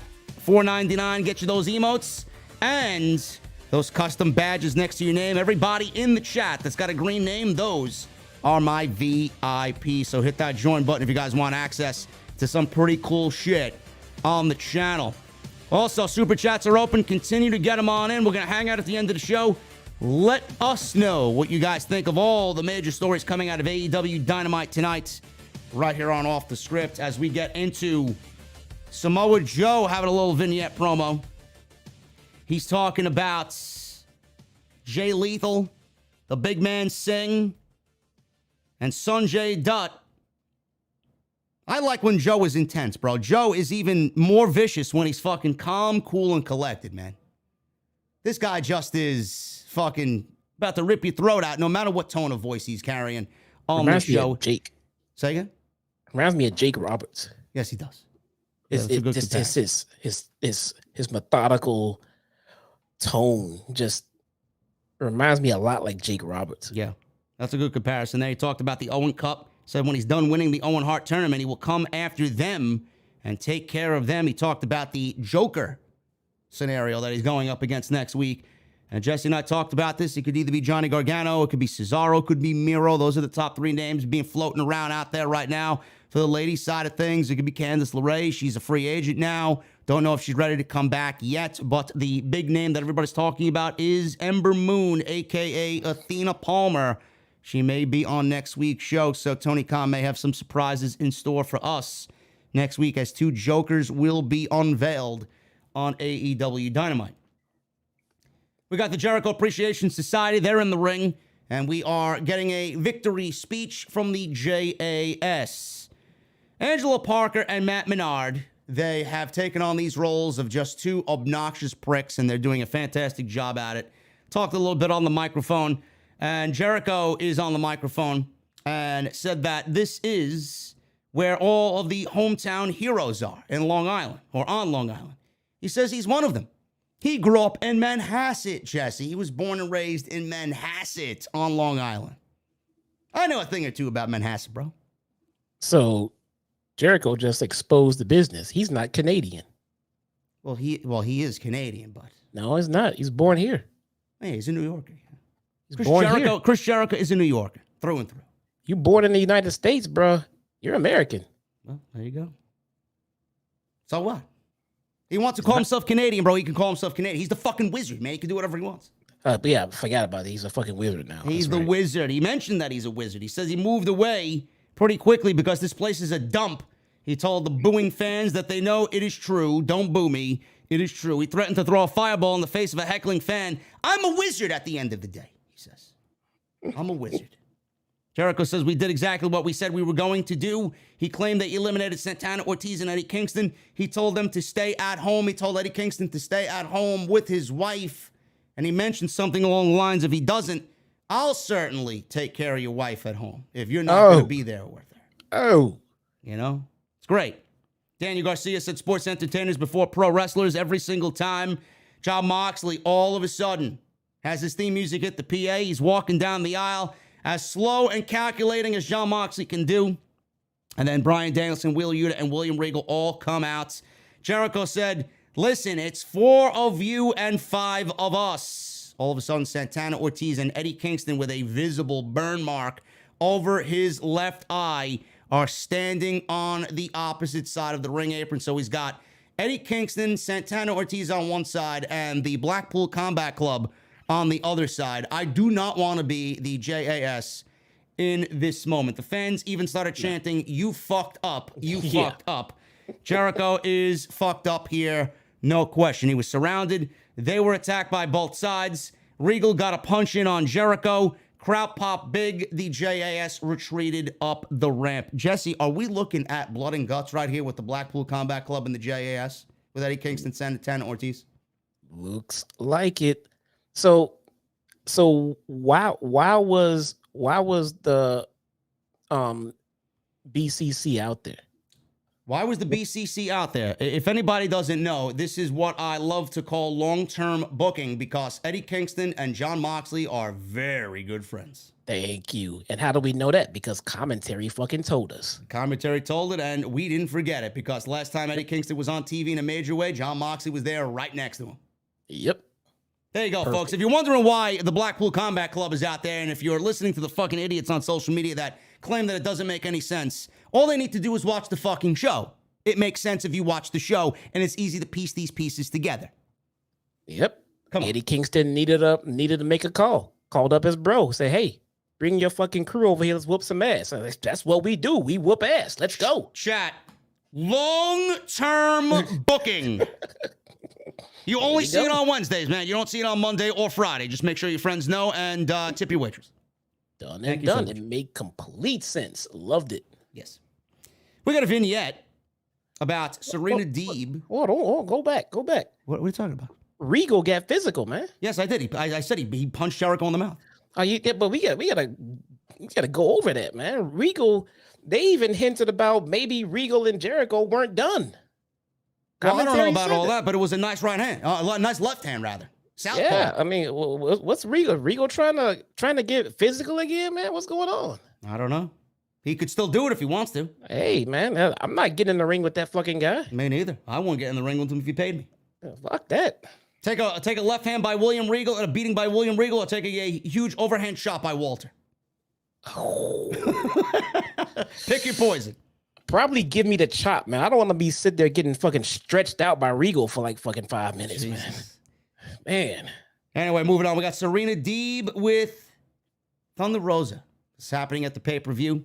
Thunder Rosa and Dustin Rhodes shown in this vignette. And we got some commentary by Tony Schiavone about the challenge laid down by Deeb at the pay-per-view over Thunder Rosa's Women's Championship. So it was a nice little brief vignette about the Women's Championship and these two ladies doing battle at the pay-per-view in Las Vegas. Jesse, Thunder Rosa was in the news about this particular match, and she claimed that criticism is definitely a thing when it comes to her booking as the AEW Women's Champion. She was interviewed by, I believe, Alex McCarthy of Talk Sport, and Thunder Rosa addressed criticism of her current run as AEW Women's Champion. Now, as we know, Thunder Rosa beat Britt Baker in a steel cage match at St. Patrick's Day Slam. In her first title run as champion, she got thrown into a feud with Nyla Rose.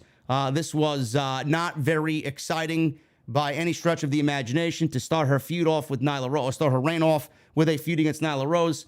And now we're looking at Serena Deeb, and this is the type of match that I think all of us are very interested in as far as the pay-per-view is concerned. She says this, and I quote, "I just know that people are never going to be satisfied with everything that you do or anything that happens. Bottom line, I'm going to do my best with everything I'm given all the time, and people will criticize that too, which is okay. People are going to talk, and if they're talking, that means they're watching. At the end of the day, that's what we're trying to do. I had a banger of a match with Nyla Rose. I don't know if I'd call it a banger of a match. I've seen a lot better from Thunder Rosa and Nyla Rose. And I was able to show some sides that I haven't been able to show in years in that ring. It was a dynamic match and something different. David versus Goliath in that aspect. Everyone is different, and there's always going to be criticism. But whatever is in my hands to make it better, I will.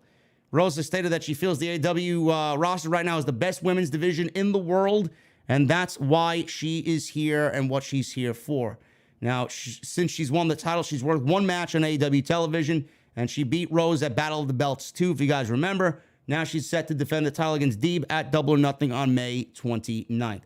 AEW could certainly have the best women's division in the world, and if you look at the names in this tournament alone, it is not difficult to see why, number one. Number two, criticism. I get that there's criticism in all aspects of pro wrestling, Jesse, but as far as what she is doing, is it warranted? And are fans a little too hard on what is already just the start of her title reign? She hasn't really even got her feet wet. Now, you know, they haven't given these two much TV time to tell their story, and this was a big focus that we focused on last week. This needs to be built up in a different way than the first Britt Baker and Thunder Rosa match that we saw at Revolution, or the second match, I should say, in their string of 3 matches. So far, I haven't seen much of anything.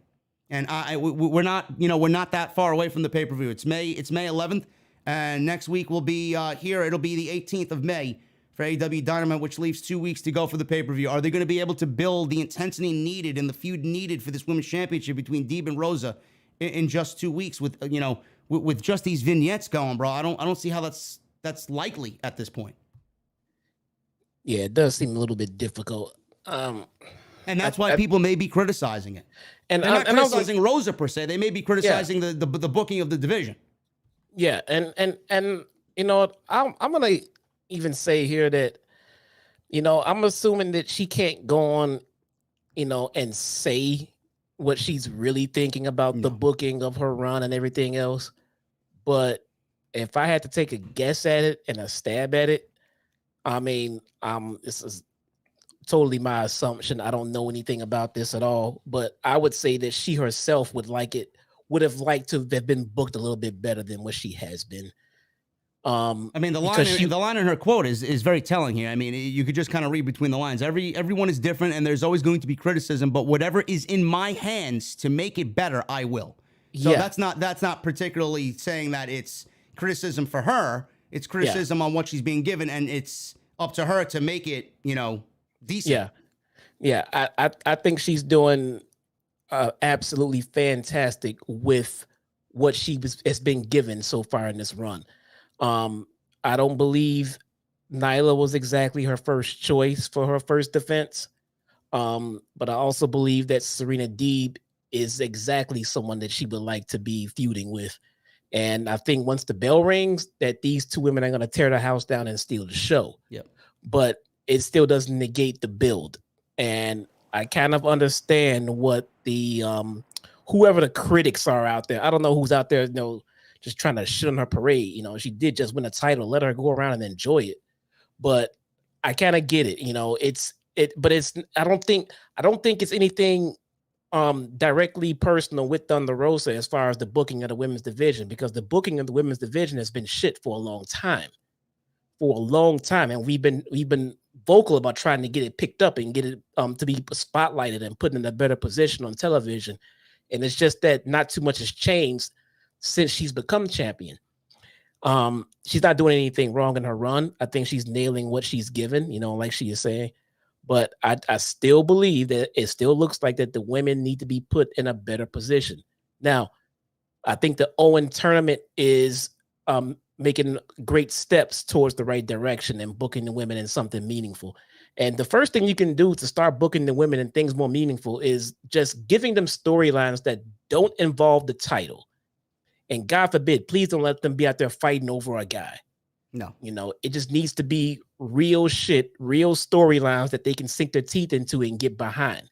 And so far, she hasn't really been given that shit. That her storylines have been, I'm the champion, who wants a shot? You know, there's there's no substance to that sandwich. There's nothing in the middle. It's just, I'm the champion. Where's my contender? You know, we see her getting involved with Deeb, and right away you can tell they're starting to plant. Okay, let's get some storyline here. I want to face the best. I know Serena Deeb is the best. Serena Deeb, you know, coming out, and so far to me they've been too lovey-dovey. I mean, I kind of want to see the Sheeta Serena Deeb versus I'm gonna fucking kill you, Thunder Rosa, and I think that'd be a better dynamic. Yeah, what's the story outside that? Like, what is the hook for me? You know, outside of me being a fan of Thunder Rosa and a fan of Serena Deeb, what is the hook as far as a fan looking on for this feud? Where's the hook and why you should care? None. There's none. None. So what is it that they're going to do in the next 2 weeks to get me invested in why this match is important? They can say it's important all they want. Deeb can say it's important. Thunder Rosa wants nothing but the best competition that AEW has to offer. But what is the hook in getting this match to that important level? Well, I want to see the Deeb, like you said, the Sheeta Deeb. I want to see her be a psychotic woman out there, hell bent on proving why she's the best and why management continues to overlook her, and why Thunder Rosa continues to overlook her. I haven't seen that yet, and in 2 weeks, bro, I don't know if they're going to be able to tell that story. I have a feeling this will be the same vibe and the same lame duck crowd that was at Revolution, and it's not Britt Baker or Thunder Rosa's fault going into the pay-per-view. It was all the creative side of things, and I feel like that's going to be the same thing going into Double or Nothing. Yeah, no, it seems like they have nothing left to do for 2 weeks except book Thunder Rosa in a match, have Serena Deeb come do a run-in, and let that. I mean, it just feels like there's nothing to do but generic stuff at this point. You know, I mean, there is no, from what they have done so far, and with 2 weeks left, I'm not sure exactly what they can add on to it to make it say, okay, now I can't wait to see this match. I already can't wait to see this match. This is one of those matches. It just could have been in a house show and say, hey, you want to go see Thunder Rosa and Serena Deeb? Yes. Pay the money, go see the show. Don't need a fucking story. I want to see them wrestle. That's what I want to see. But when you're doing national television and a live pay-per-view, we need something to sink our teeth into a little bit more, you know. Yeah, and, you know, I want you guys to be very well aware that we have Jade Cargill as the TBS champion as well. And she doesn't really have much going on for herself either. I mean, she's booked for Rampage, and the baddies are going to have an in-ring segment or address something on Rampage, which, by the way, is happening at 5:30 again on Friday. So she doesn't really have much going on as well with the TBS Championship. So it's not, you know, only Thunder Rosa, and it's not a Thunder Rosa problem. It's not a Jade Cargill problem. It's not a Serena Deeb problem. It's the way that these women are being booked. And I have to say, like I did last week, a lot of the women right now are handicapped and taken up in this tournament. So I don't want to use that as an excuse as to why everything's feeling flat because the tournament is the priority here. But it doesn't excuse the fact that there's no story. There's no story. And I hope after the tournament's over, we get more competition for Thunder Rosa and we get more competition for Jade Cargill. But right now, the story is not, what is the fucking hook? There's no hook. So what does the winner get of this tournament again? We don't know. And that's a problem. We don't know. That's a fucking problem. I don't know what the problem. I don't know what are they competing a championship for? match. I'm assuming, unless they get a trophy in a championship match or just a trophy, it has not been specified. Yeah, I don't get it. I don't get. Oh boy, what happened? Nah, I'm looking at a clip from Rampage. What are you talking about? The Rampage taping tonight. A clip from the Rampage tape. What happened at the Rampage taping? I'm looking at, I'm not going to spoil this show, but I'm looking at Punk and Hook in the ring together. Oh, boy. In the ring together right now. Oh, boy. Wow. Oh, I can't wait for Rampage. I can't wait for Rampage. You know who was in the ring together tonight, bro? Who's that? Jamie Hayter and Toni Storm. They were? They were in the ring together, and I heard that a lot of people were using this match for scientific purposes, man. They had their microscopes out, and they had their goggles on, and they had their little calculators out, man, taking all the numbers down. So you said at the start of this show that Dax and Cole was the match of the night. I'm seeing guys over here on Twitter talk about how Jeff Hardy and Darby Allin was the match of the night.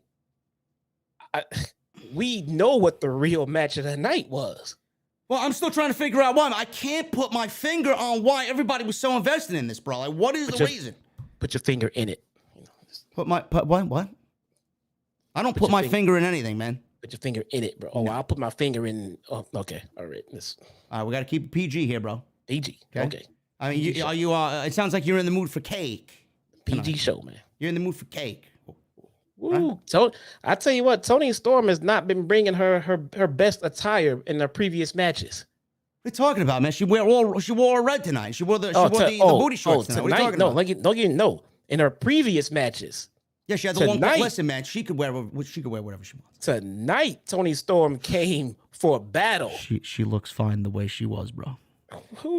She could wear the pants. It's fine. No, bro. We needed this. Yes, I know. This is everybody's favorite attire. I get it. I know. Woo! Okay. What a match.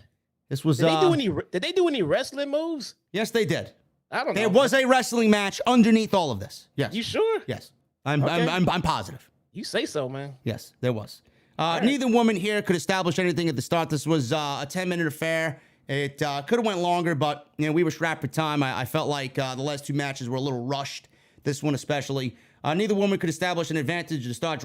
A drop kick sent Hayter to the floor. Hayter booted Storm upon coming back into the ring. She then took this advantage through a commercial break. She suplexed Storm on the floor, snap suplex, a twisting snap suplex, which looked devastating. So Storm is fired up after the commercial break. She's making a babyface comeback. Big forearm shot, landed a strong hip attack, followed by a DDT. She then hit a DDT out on the floor on Jamie Hayter. Storm landed a diving crossbody for 2. Hayter returned with a backbreaker, which looked vicious for a 2 count. At one point, they fought on the apron. Hayter hit a Uranagi on Toni Storm on the apron. Ouch. Big time there. Then they fought on the top rope. Hayter hit a superplex. They fell right down, straight down to the mat. Storm countered a follow-up attack by Hayter into a cradle, and she hit a Storm Zero out of nowhere. Very sloppy looking, I must say, but it was enough to get the victory. And Toni Storm advances to the second round of the Owen Cup. She will face the winner of Britt Baker and the Joker. Whoever the women's Joker is against Britt Baker, she will meet that winner there in the next round. Jesse, right outcome here. I'd like to see these two go at it with a little bit more time, maybe a little bit more importance on the line. It was fine for what it was, and Toni Storm advances, and she is the odds-on favorite in my eyes to win this entire thing. You said a bunch of words just now. Are you trying to say that you were writing all this stuff down while that match was going on? Yes, I have a job to do. I think the MVP of this match was the camera guy. Shout out to the AEW cameramen around ringside for this match. Bro, listen, Juice Robinson may be watching. We don't know. He may catch wind of this at some point. I don't know. We have to be PG and respectful on this show. I did take notes here. It is on my iPad every Wednesday. All right. Did you take notes with one hand or two? I took notes with 2 hands, man. I type with 2 hands. You were typing with 2 hands? So you weren't writing something down with a pen and your other hand was doing the other stuff? What would my other hand be doing, bro? Giving myself a foot massage? I don't. Wait, you said foot, not me. Hold on. Hold on. See? Oh, I didn't. Yes, feet. There you go. Look.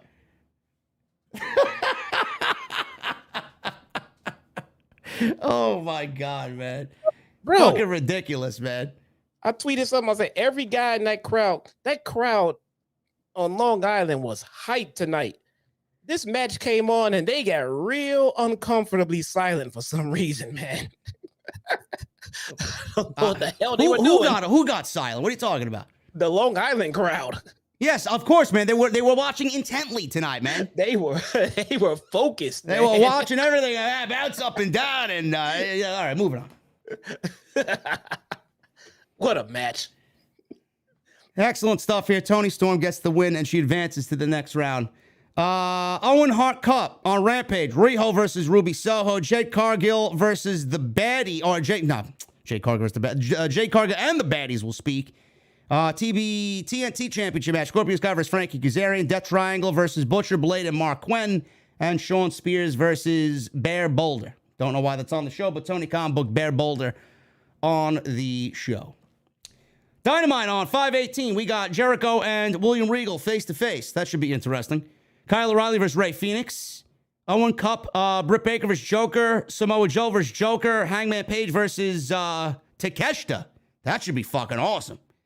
So we got Wardlow's 10 lashes from MJF and Owen Hart Cup, Adam Cole versus the winner of the Darby Allin and Jeff Hardy match, which we all know was Darby Allin. So we got 4 Owen Hart Cup matches next week, man. Holy shit.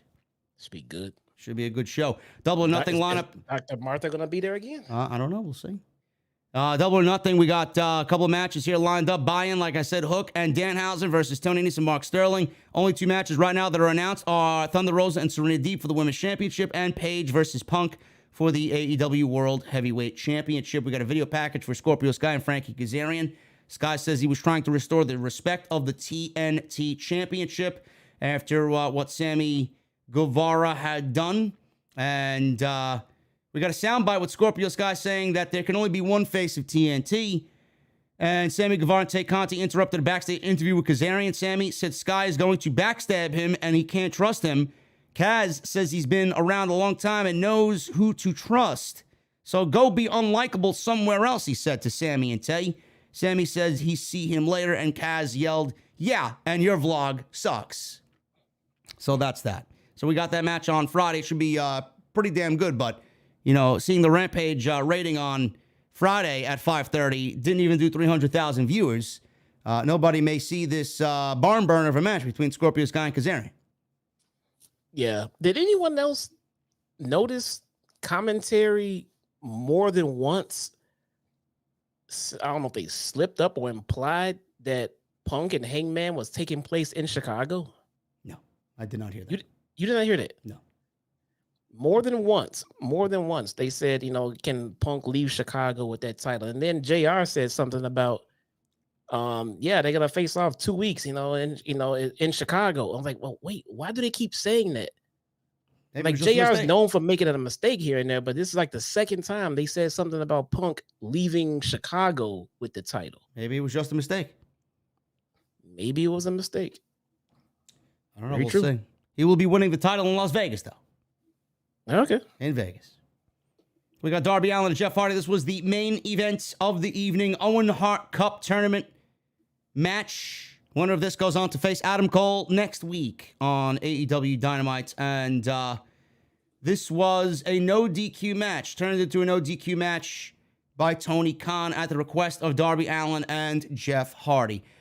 This one went on the air, Jesse, with maybe 12, 13 minutes to go before the end of the show. And I felt like it was something that needed a little bit more time. Now, I don't know what you thought, bro. I mean, I wouldn't have done a no DQ match here. I would have kept it a regular one-on-one match with regular tournament rules here. How'd you feel about it being a no DQ match and these guys getting a little change up compared to everybody else in the tournament? I don't like it.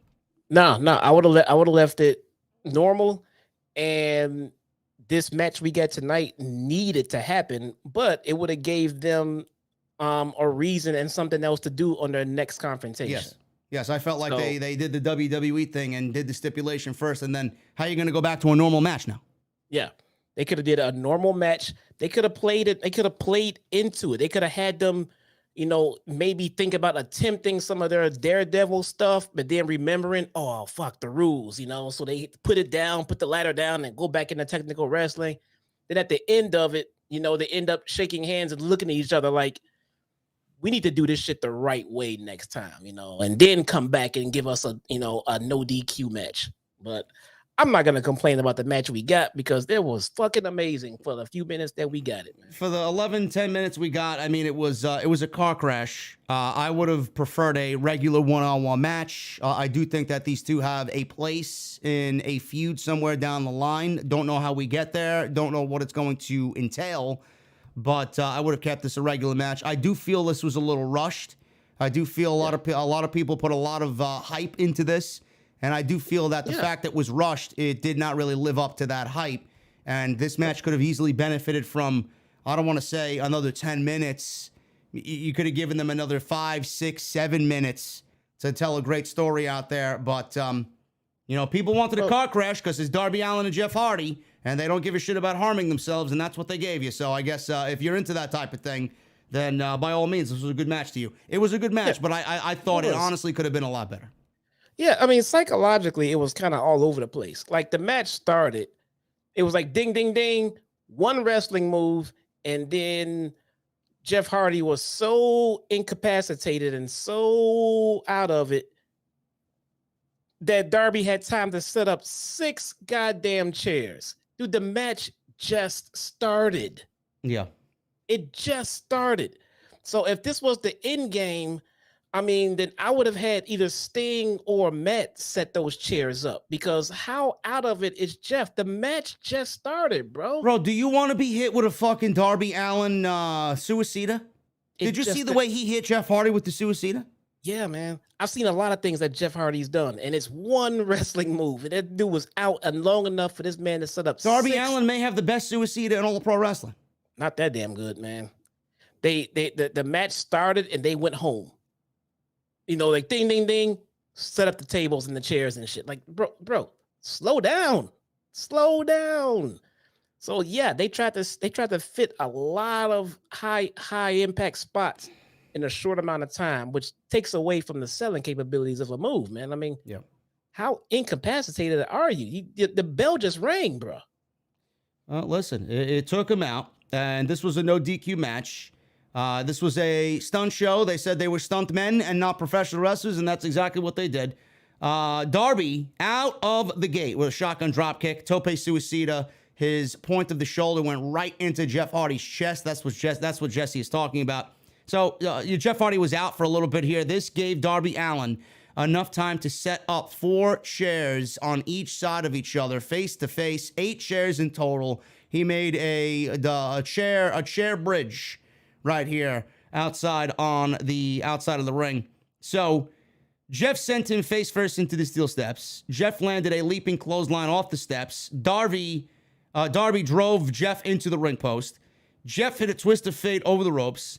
And then he pulls out a ladder, a ridiculous ladder, a huge ladder from underneath the ring.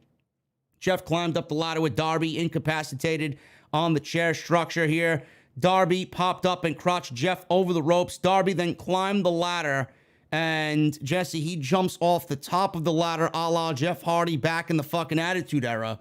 He sees Jeff Hardy laid out on this chair bridge and does a Jeff Hardy swanton bomb off the top of the ladder, through the chairs, through Jeff Hardy.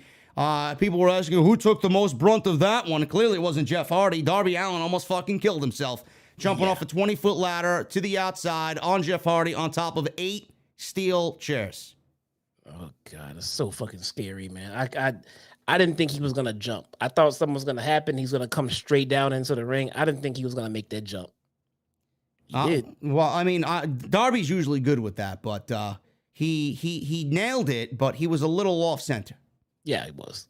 He blasted himself. He went through the chairs. He went through Jeff Hardy.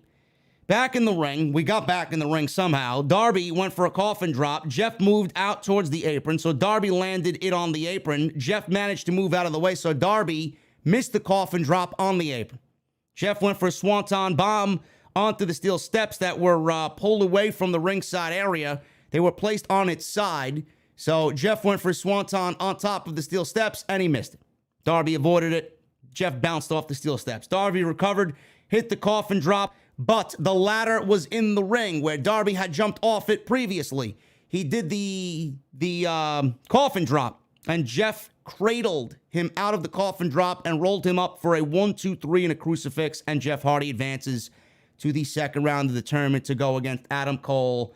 Cole in the Undisputed Era, or Undisputed Elite, I should say, showed up on the ramp before the end of the show, and they just stared down Jeff Hardy, Matt Hardy, and the Hardy Boys. Car crash, 10 minutes of chaos. Could have asked for a little bit more of a regular match. I don't know why we have to put Jeff Hardy in all these crazy stunts upon him being not even 2 months in AEW, but here we are. He advances in the tournament. I guess we'll get a wrestling match next week out of Jeff Hardy against Adam Cole. I mean, he's not going to do this same shit next week against Bebe. So we got our car crash this week. We'll get our wrestling match next week, I say. Yeah, it's got to be Adam Cole at this point, because the Hardy's going to be tied up with the Bucks. So yeah. But I mean, at the end of the day, man, we had a very successful episode of Dynamite, and next week we got 4 Owen tournament matches. So tournament is taking shape. It looks like Adam Cole may be on his way to the finals. We don't know who the Joker is going to be. And we will see all of that next week on Wednesday. Excellent episode tonight. Don't forget, Adam Cole promised that someone from the Undisputed Elite was going to win this tournament. Yep. It may end up being him. Yep. And if it ends up being Johnny Gargano and Adam Cole in the finals, man, are you guys really going to complain about it? I know I'm not. Or Cesaro. Or wait Claudio. a minute. Wait a minute. Adam Cole guaranteed us that someone from the Undisputed Elite was going to win this tournament. Yeah. What if Cole loses at some point and one of the Joker members becomes an Undisputed Elite member? Well, who would that be? I don't know. Claudio? Why would he join the Undisputed Elite? Is he with them or has been with them? No. Gargano? I don't know. It's possible. I don't know. But I didn't think about that till right now. He said that someone from the Undisputed Elite was going to win this tournament. Yeah, him. I believe him. So Yeah, maybe he's going to win. him. He's going to win the tournament. Maybe it's him. But what if it's not? Yeah, we'll see what happens. I don't know. Yeah. Ladies and gentlemen, thank you so much for joining Jesse and I on tonight's AEW Dynamite post show, man. We're going to go over the super chats in just a second. I need 45 likes. If you guys are in the chat and have not hit the thumbs up, man, 45 likes gets us to 1,000. I appreciate you guys very, very much for being here tonight. Get those super chats in. We'll hang out right now in just a little bit. Follow us on social media at JD from NY206. That's Twitter and Instagram. Hit that subscribe button down below. Turn on the bell for notifications. And the next time you see me live will be Friday after Board Down, SmackDown, the worst wrestling show on TV on Friday nights. Also, get those. Wait, I'm sorry. Go ahead. I was going to say, also hit that join button, guys. Become VIPs tonight on Off the Script and become a channel member. Going off the last thing I said, our future media in the chat says Jay White. It's a possibility. Jay White. It's a possibility. He's I guess he's unofficially an Undisputed Elite member, huh? He would fit in the storyline somewhere. So would Kenny Omega. Yeah. But I don't expect it to be Kenny. No. But interesting. Jay White's interesting. Jay White is a very, very capable man to win that entire tournament. Yes, absolutely. All right, ladies and gentlemen, like I said, get those super chats in. Michelle Moran with a $2 super chat. JAS versus BCC with Eddie and company. Take my effing money, says Michelle Moran with a $2 super chat. That's the way it certainly looks like it's shaping up, Michelle. Very excited. Could be blood and guts. Could be blood and guts. Tony Brown. I knew we'd hear from Tony Brown tonight, man. This was the most delicious plate of booty meat that you probably have ever seen, bro. Tony Brown was happy tonight, boy. $4.99 times 2, Tony Brown. He says, a delicious storm. Also, I love professional wrestling, JD. I know you do, Tony Brown. I thought about Tony Brown tonight, boy. Of course. He loves his booty meat, does Tony Brown. Michael Evans, VA, with a $20 super chat. Great call out on Twitter about a possible triple threat tag team match, JD. I thought the same thing as well. Looks like we have our blood and guts match. Danielson, Mox, Kingston, Santana Ortiz versus JAS. Two great matches. It looks like we're getting there, man. I don't know. We'll see what happens at the pay-per-view. I don't know if Tony's going to do the blood and guts at the pay-per-view or save it for a Dynamite. I would save it for a Dynamite. Yeah. Also, the tag team match, it looks like we're getting a triple threat match for sure, and that is very exciting. That's a great opportunity for all those guys involved. Jurassic Express putting those titles on the line against Hobbs, Starks, Keith Lee, and Swerve. I think that's a great match to look out for at the pay-per-view. Joseph Taylor with a $5 super chat. Darby Allin, Jeff, Adam, Dax matches of the nights. When is Jesse's service so I can pay my respects? Cause of death, Thunder Rosa. You guys are the worst fucking This fans guy's already ever. predicting your demise, bro. Joseph Taylor with a $5 super chat. You guys are the worst fucking fans. Cause ever. of death, he says. Thunder Rosa. God damn it, dude. What are you going to do, man? Chicago, what are you going to do? I don't know. First, I got to get there. Well, you're lucky only Forbidden Door right now may be in Chicago. Yeah, I know, right? What are you gonna do about Rampage this week? I will be doing some personal things. I will be watching. I will probably go over briefly on Friday night. Because it's a 4:30 show again. Yeah. So. Yep, 5:30 for me. I'll be watching it at like 7 o'clock, I think. I won't be watching it as it happens. All right. I might do another review. I don't know. There you go. All right. Indigo was at the show with a $5 super chat. Hi, JD and Jesse. My voice is shot, but I really had fun tonight. Darby and Jeff killed it. I'll watch the review when I get home. I repped the OTS brand. Nice. That's what I love to hear, Indigo. Thank you so much, brother. Glad you had a good time, man. Long Island brought the heat tonight, for sure. Yes. Tristan with a $4.99 super chat. Willer Yuta is going to compete in New Japan's Best of the Super Juniors tournament, so he will be gone for a few weeks. Just thought I'd let you know. He's a possible winner right there, man. Possible winner, and it looks like we may be getting Bryan and Moxley with Santana Ortiz, maybe. If they're sending Yuta to go compete in that tournament, Wheeler Yuta is partnered with Danielson, Moxley, Regal. They are booked with strong style wrestlers, so Yuta is not going over there to fucking look like a fucking chump. No. Now he's going over there to kick some ass. Yes. Joseph Taylor with a $2 super chat. Brian Cage as the Joker would be cool as well. But he's not going to be the Joker. No. I think that would be a great match, though. Samoa Joe versus Brian Cage. Sign me up for that one. Brian Cage comes back, he needs to fucking win. I don't want to see him come back and lose in the fucking tournament. I don't think Joe is advancing to the second round anyway. You don't think so? No, I think he gets screwed out of the tournament by Jay Lethal. By Jay Lethal, yeah, I can see that, yeah.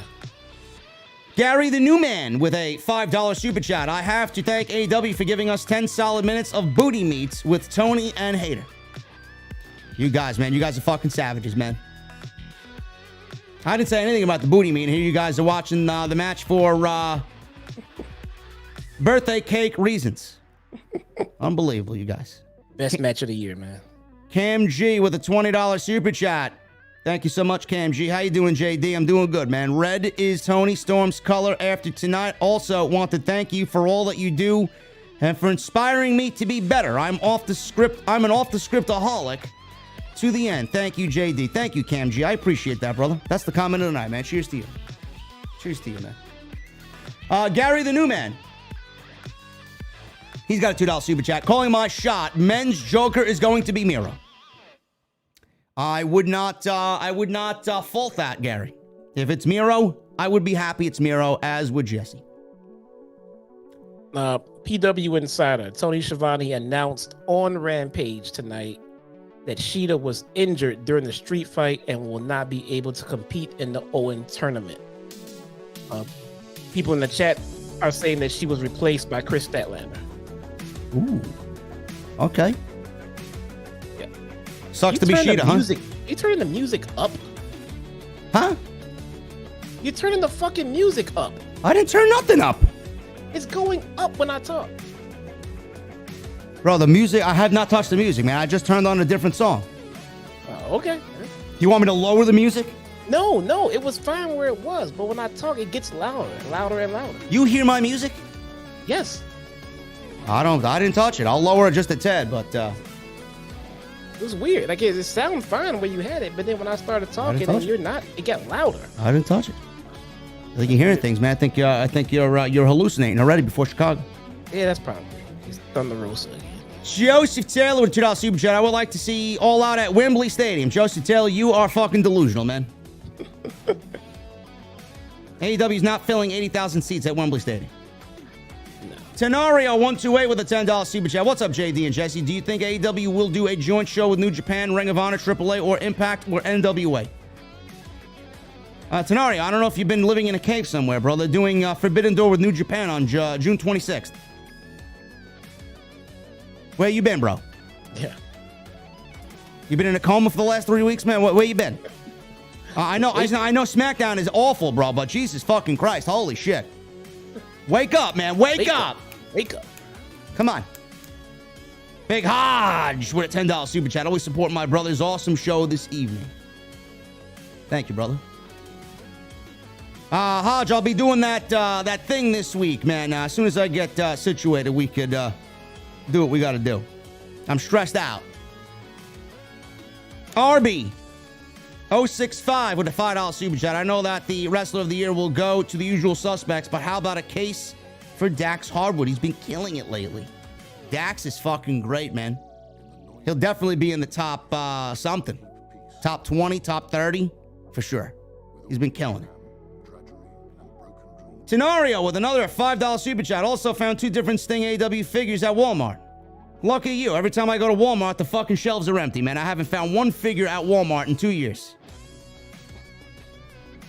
Captain Solo with a $10 super chat. Captain Solo. Is EC3 signed with Ring of Honor, and do you guys foresee him ever showing up in AEW? I think WWE missed the boat with him. What do you think of his control your narrative gimmick? I thought he was still with CYN. I don't care, bro. Captain Solo, I love you, man. I don't care about EC3. You don't care about EC3. Listen, you know, there was a thing going around that some signing that Braun Strowman's a part of. They claimed he was an AEW talent under the name of the Titan. Can you imagine he's the Joker next week, bro? Please tell me TK debunked that. I haven't heard anything about it. Could you imagine Braun Strowman is the Joker against Samoa Joe? No, I cannot imagine that. So that would mean Rey Fenix versus Braun Strowman. Just stop it, please. Braun Strowman may be in the finals, bro, against Adam Cole. Okay. I hope that's nothing but a fucking typo there, please. Seriously? Let's just. Yes, we're moving on. Yes. Blank your screen now, bro. I'm sorry. Hoyt Reynalda with a 4-month re-up. Thank you, Hoyt Reynalda. Hey, JD, tonight was awesome. Who is the female Joker and the guy Joker? I still can't believe Roman is out. Jesse, what do you think about Roman? What do I think about Roman? I love Roman. What do I think about him being out? For 10 weeks, yeah. I think Roman is going to do what's best for Roman and Roman's family, which is always what Roman does, which is the absolute smartest thing to do. But what is best for the titles, bro? Fuck the titles, man. Roman needs to go to Hollywood. So who gets the titles? It's not Roman's problem, bro. And right now, no one really deserves them. Cody Rhodes doesn't deserve the title. You want to put Cody in a spot that was held down by Roman for years, and Cody just got there 15 minutes ago. I mean, it's going to have to do because they have nobody else, but I think they put all their eggs in one basket, and now they're shipping that basket off to Hollywood. That's their fucking problem. It's their problem. It's their fault. Hoyt Reynalda, thank you so much for the 4 months, man. Love to see the recommitment to the VIP club, man. Frank Aquilino with a 99.99 super chat. I was hoping AEW started their main event at 9:50 with 3-minute commercial breaks. Was just a bad habit, but it looks like it's just the standard. It's annoying. Yeah, Frank, I agree with you, man. This match should have started at least 9:40. If you want to take a 3-minute commercial break, 9:40, bro. Or 9:45 with 1 commercial break. The match started at 9:50. The show was fantastic. The show was action-packed. What are we cutting out to give these guys more time in the main event? I don't know. Exactly. I mean, that's probably why the match should have just been a wrestling match, because they didn't really have time to do all the stuff that they did tonight. Yeah. Johnny Cloud 9 with a 9-month re-up. Thank you, Johnny Cloud. Haven't been in the venue in a while. That MJF segment was awesome. I'll take a double Jack and Coke and an order of buffalo wings. That sounds fucking great, man. Johnny Cloud, you got it, bro. Sounds great. Thank you for the 9 months, man. Now I want some fucking buffalo wings. We got Issa.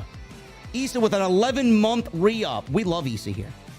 Love Issa, man. If you do not already, guys, go check out Issa. So if there's live wrestling on television, bro, and you want to know, hey, what's going on with that show?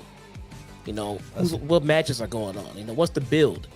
Tune in to Issa's channel, NYC Demon Diva. She does pre-gaming. She'll fill you in on what's going on with the latest news, what matches are coming up, and what she thinks about them. Always making it fun is Issa. Always fun. And she loves a cold beverage. Buy her a drink, she'll do a shot, man. There you go. What a fun episode of Dynamite, she says, with something for everyone: technical wrestling, sports entertainment, and hardcore stuff. Bravo, AEW. You know it. I was very sports entertained tonight during that MJF Wardlow segment. Well, that's what they do, man. They entertain the AEW galaxy, bro. Yes. Joey Williams with a $5 super chat. Do you think with the drama that has emerged with the Kota Ibushi and New Japan stuff, we finally get that match with Kenny? Also, keep up the good work, JD and Jesse. Eventually, yes, I do think we see them in the ring, whether they are opponents or as the Golden Lovers. Yes. Which would be fine as well. Joseph Taylor with a $2 super chat. Put Sammy in the JAS. No. He was already with Jericho. We don't need to see it again. No, Jericho set him up to fly and get over and do great things, and he started making out with his damn girlfriend. He fucked up everything that Jericho did for him. MGM Ballin with a 7-month re-up. Thank you, Ballin. Hook just beat up Punk to send us Long Islanders home happy. Spoiler, spoiler. Oh, what no, an experience seeing AEW live is. It was a fucking... They didn't air it on TV. God damn it. Well, the segment's on Twitter if you guys want to see it. I'm sure it's being posted everywhere. Thank you, Ballin. Brandon James Shea with a $2 super chat. I like Toni Storm. She is hot and sexy. Yes, Brandon, I agree with you, bro. Lucky juice, huh? Tommy Brannigan with a 4-month re-up. Thank you, brother. Awesome show, JD and Jesse. I'm really looking forward to see who the jokers are in this Owen tournament, and Wardlow needs to beat MJF. I think you will be getting your wish of double or nothing, man. Seriously. Yeah. Golden Boy with a $2 super chat. Great show tonight, guys. How was your concert, JD? I'm wearing my Symphony X hat tonight, man. I thought they were fucking fantastic. Jesse says Jesse had some not so flattering things to say about some of the clips I posted on social media and said the crowd was as quiet as watching Monday Night Raw. Bro, this is a bunch of 50-year-old fucking professionals playing music, man. The crowd was calm, cool, and collect watching wizards on stage do what they do best. It's a rock concert, right? Yeah, this is, I mean, it's not, it's a heavy metal show, but it's not metal in a form of where you're thinking where people are fucking killing each other. It's more of an old school crowd that is there and watches because they are amazed at the musicianship. Well, I don't expect them to be fucking moshing and fucking throwing each other around and shit, but a rock concert, you should be fucking rocking out, man. Yes. And the clip that I posted was a 1 minute and 30-second guitar solo. What do you want there? You're just watching the guy fucking shred his fucking chords and move his fingers lightning fast. What do you want? You want them to rock the fucking crowd, man. That just looked like they were just playing music. They rocked it. Oh, I bought myself a hoodie, a hat, and a vinyl. Awesome. There you go. Anthony Olivares becomes a new member. Thank you, Anthony Olivares. He says, with a $5 super chat follow-up, he says, hey, yo, with a Razor Ramon thumbnail or avatar. Thank you, Anthony Olivares. I appreciate you, bro. Joey Williams with a $5 super chat. With how entertaining Dynamite was tonight and has been since 2019, it's a head-scratcher. People want them to fail, so it will be just like WWE. JD and Jesse are number one. Awesome. Thank you. Thank you, Joey Williams. Yes, a lot of people want to see AEW fail, man. These are the people that I don't think are real human beings. They don't. I don't get them. I don't want to see WWE fail. I want to see WWE get off their fucking asses and get better. So I don't get why WWE stands wants to see AEW fail. I don't get it. I just don't fucking get it, man. You're not a pro wrestling fan. If all you want, you just want WWE to exist by itself, no one else. You hate the fact that other wrestling companies even exist. That just sounds like pure fucking stupidity to me. I don't get it. So Shakoy with a 7-month re-up. Thank you, brother. Hey, guys. Great stream tonight. I'm going to MegaCon Orlando this year, in which Adam Cole and Britt Baker are going to be there. Wish me luck. Have fun, bro. Awesome.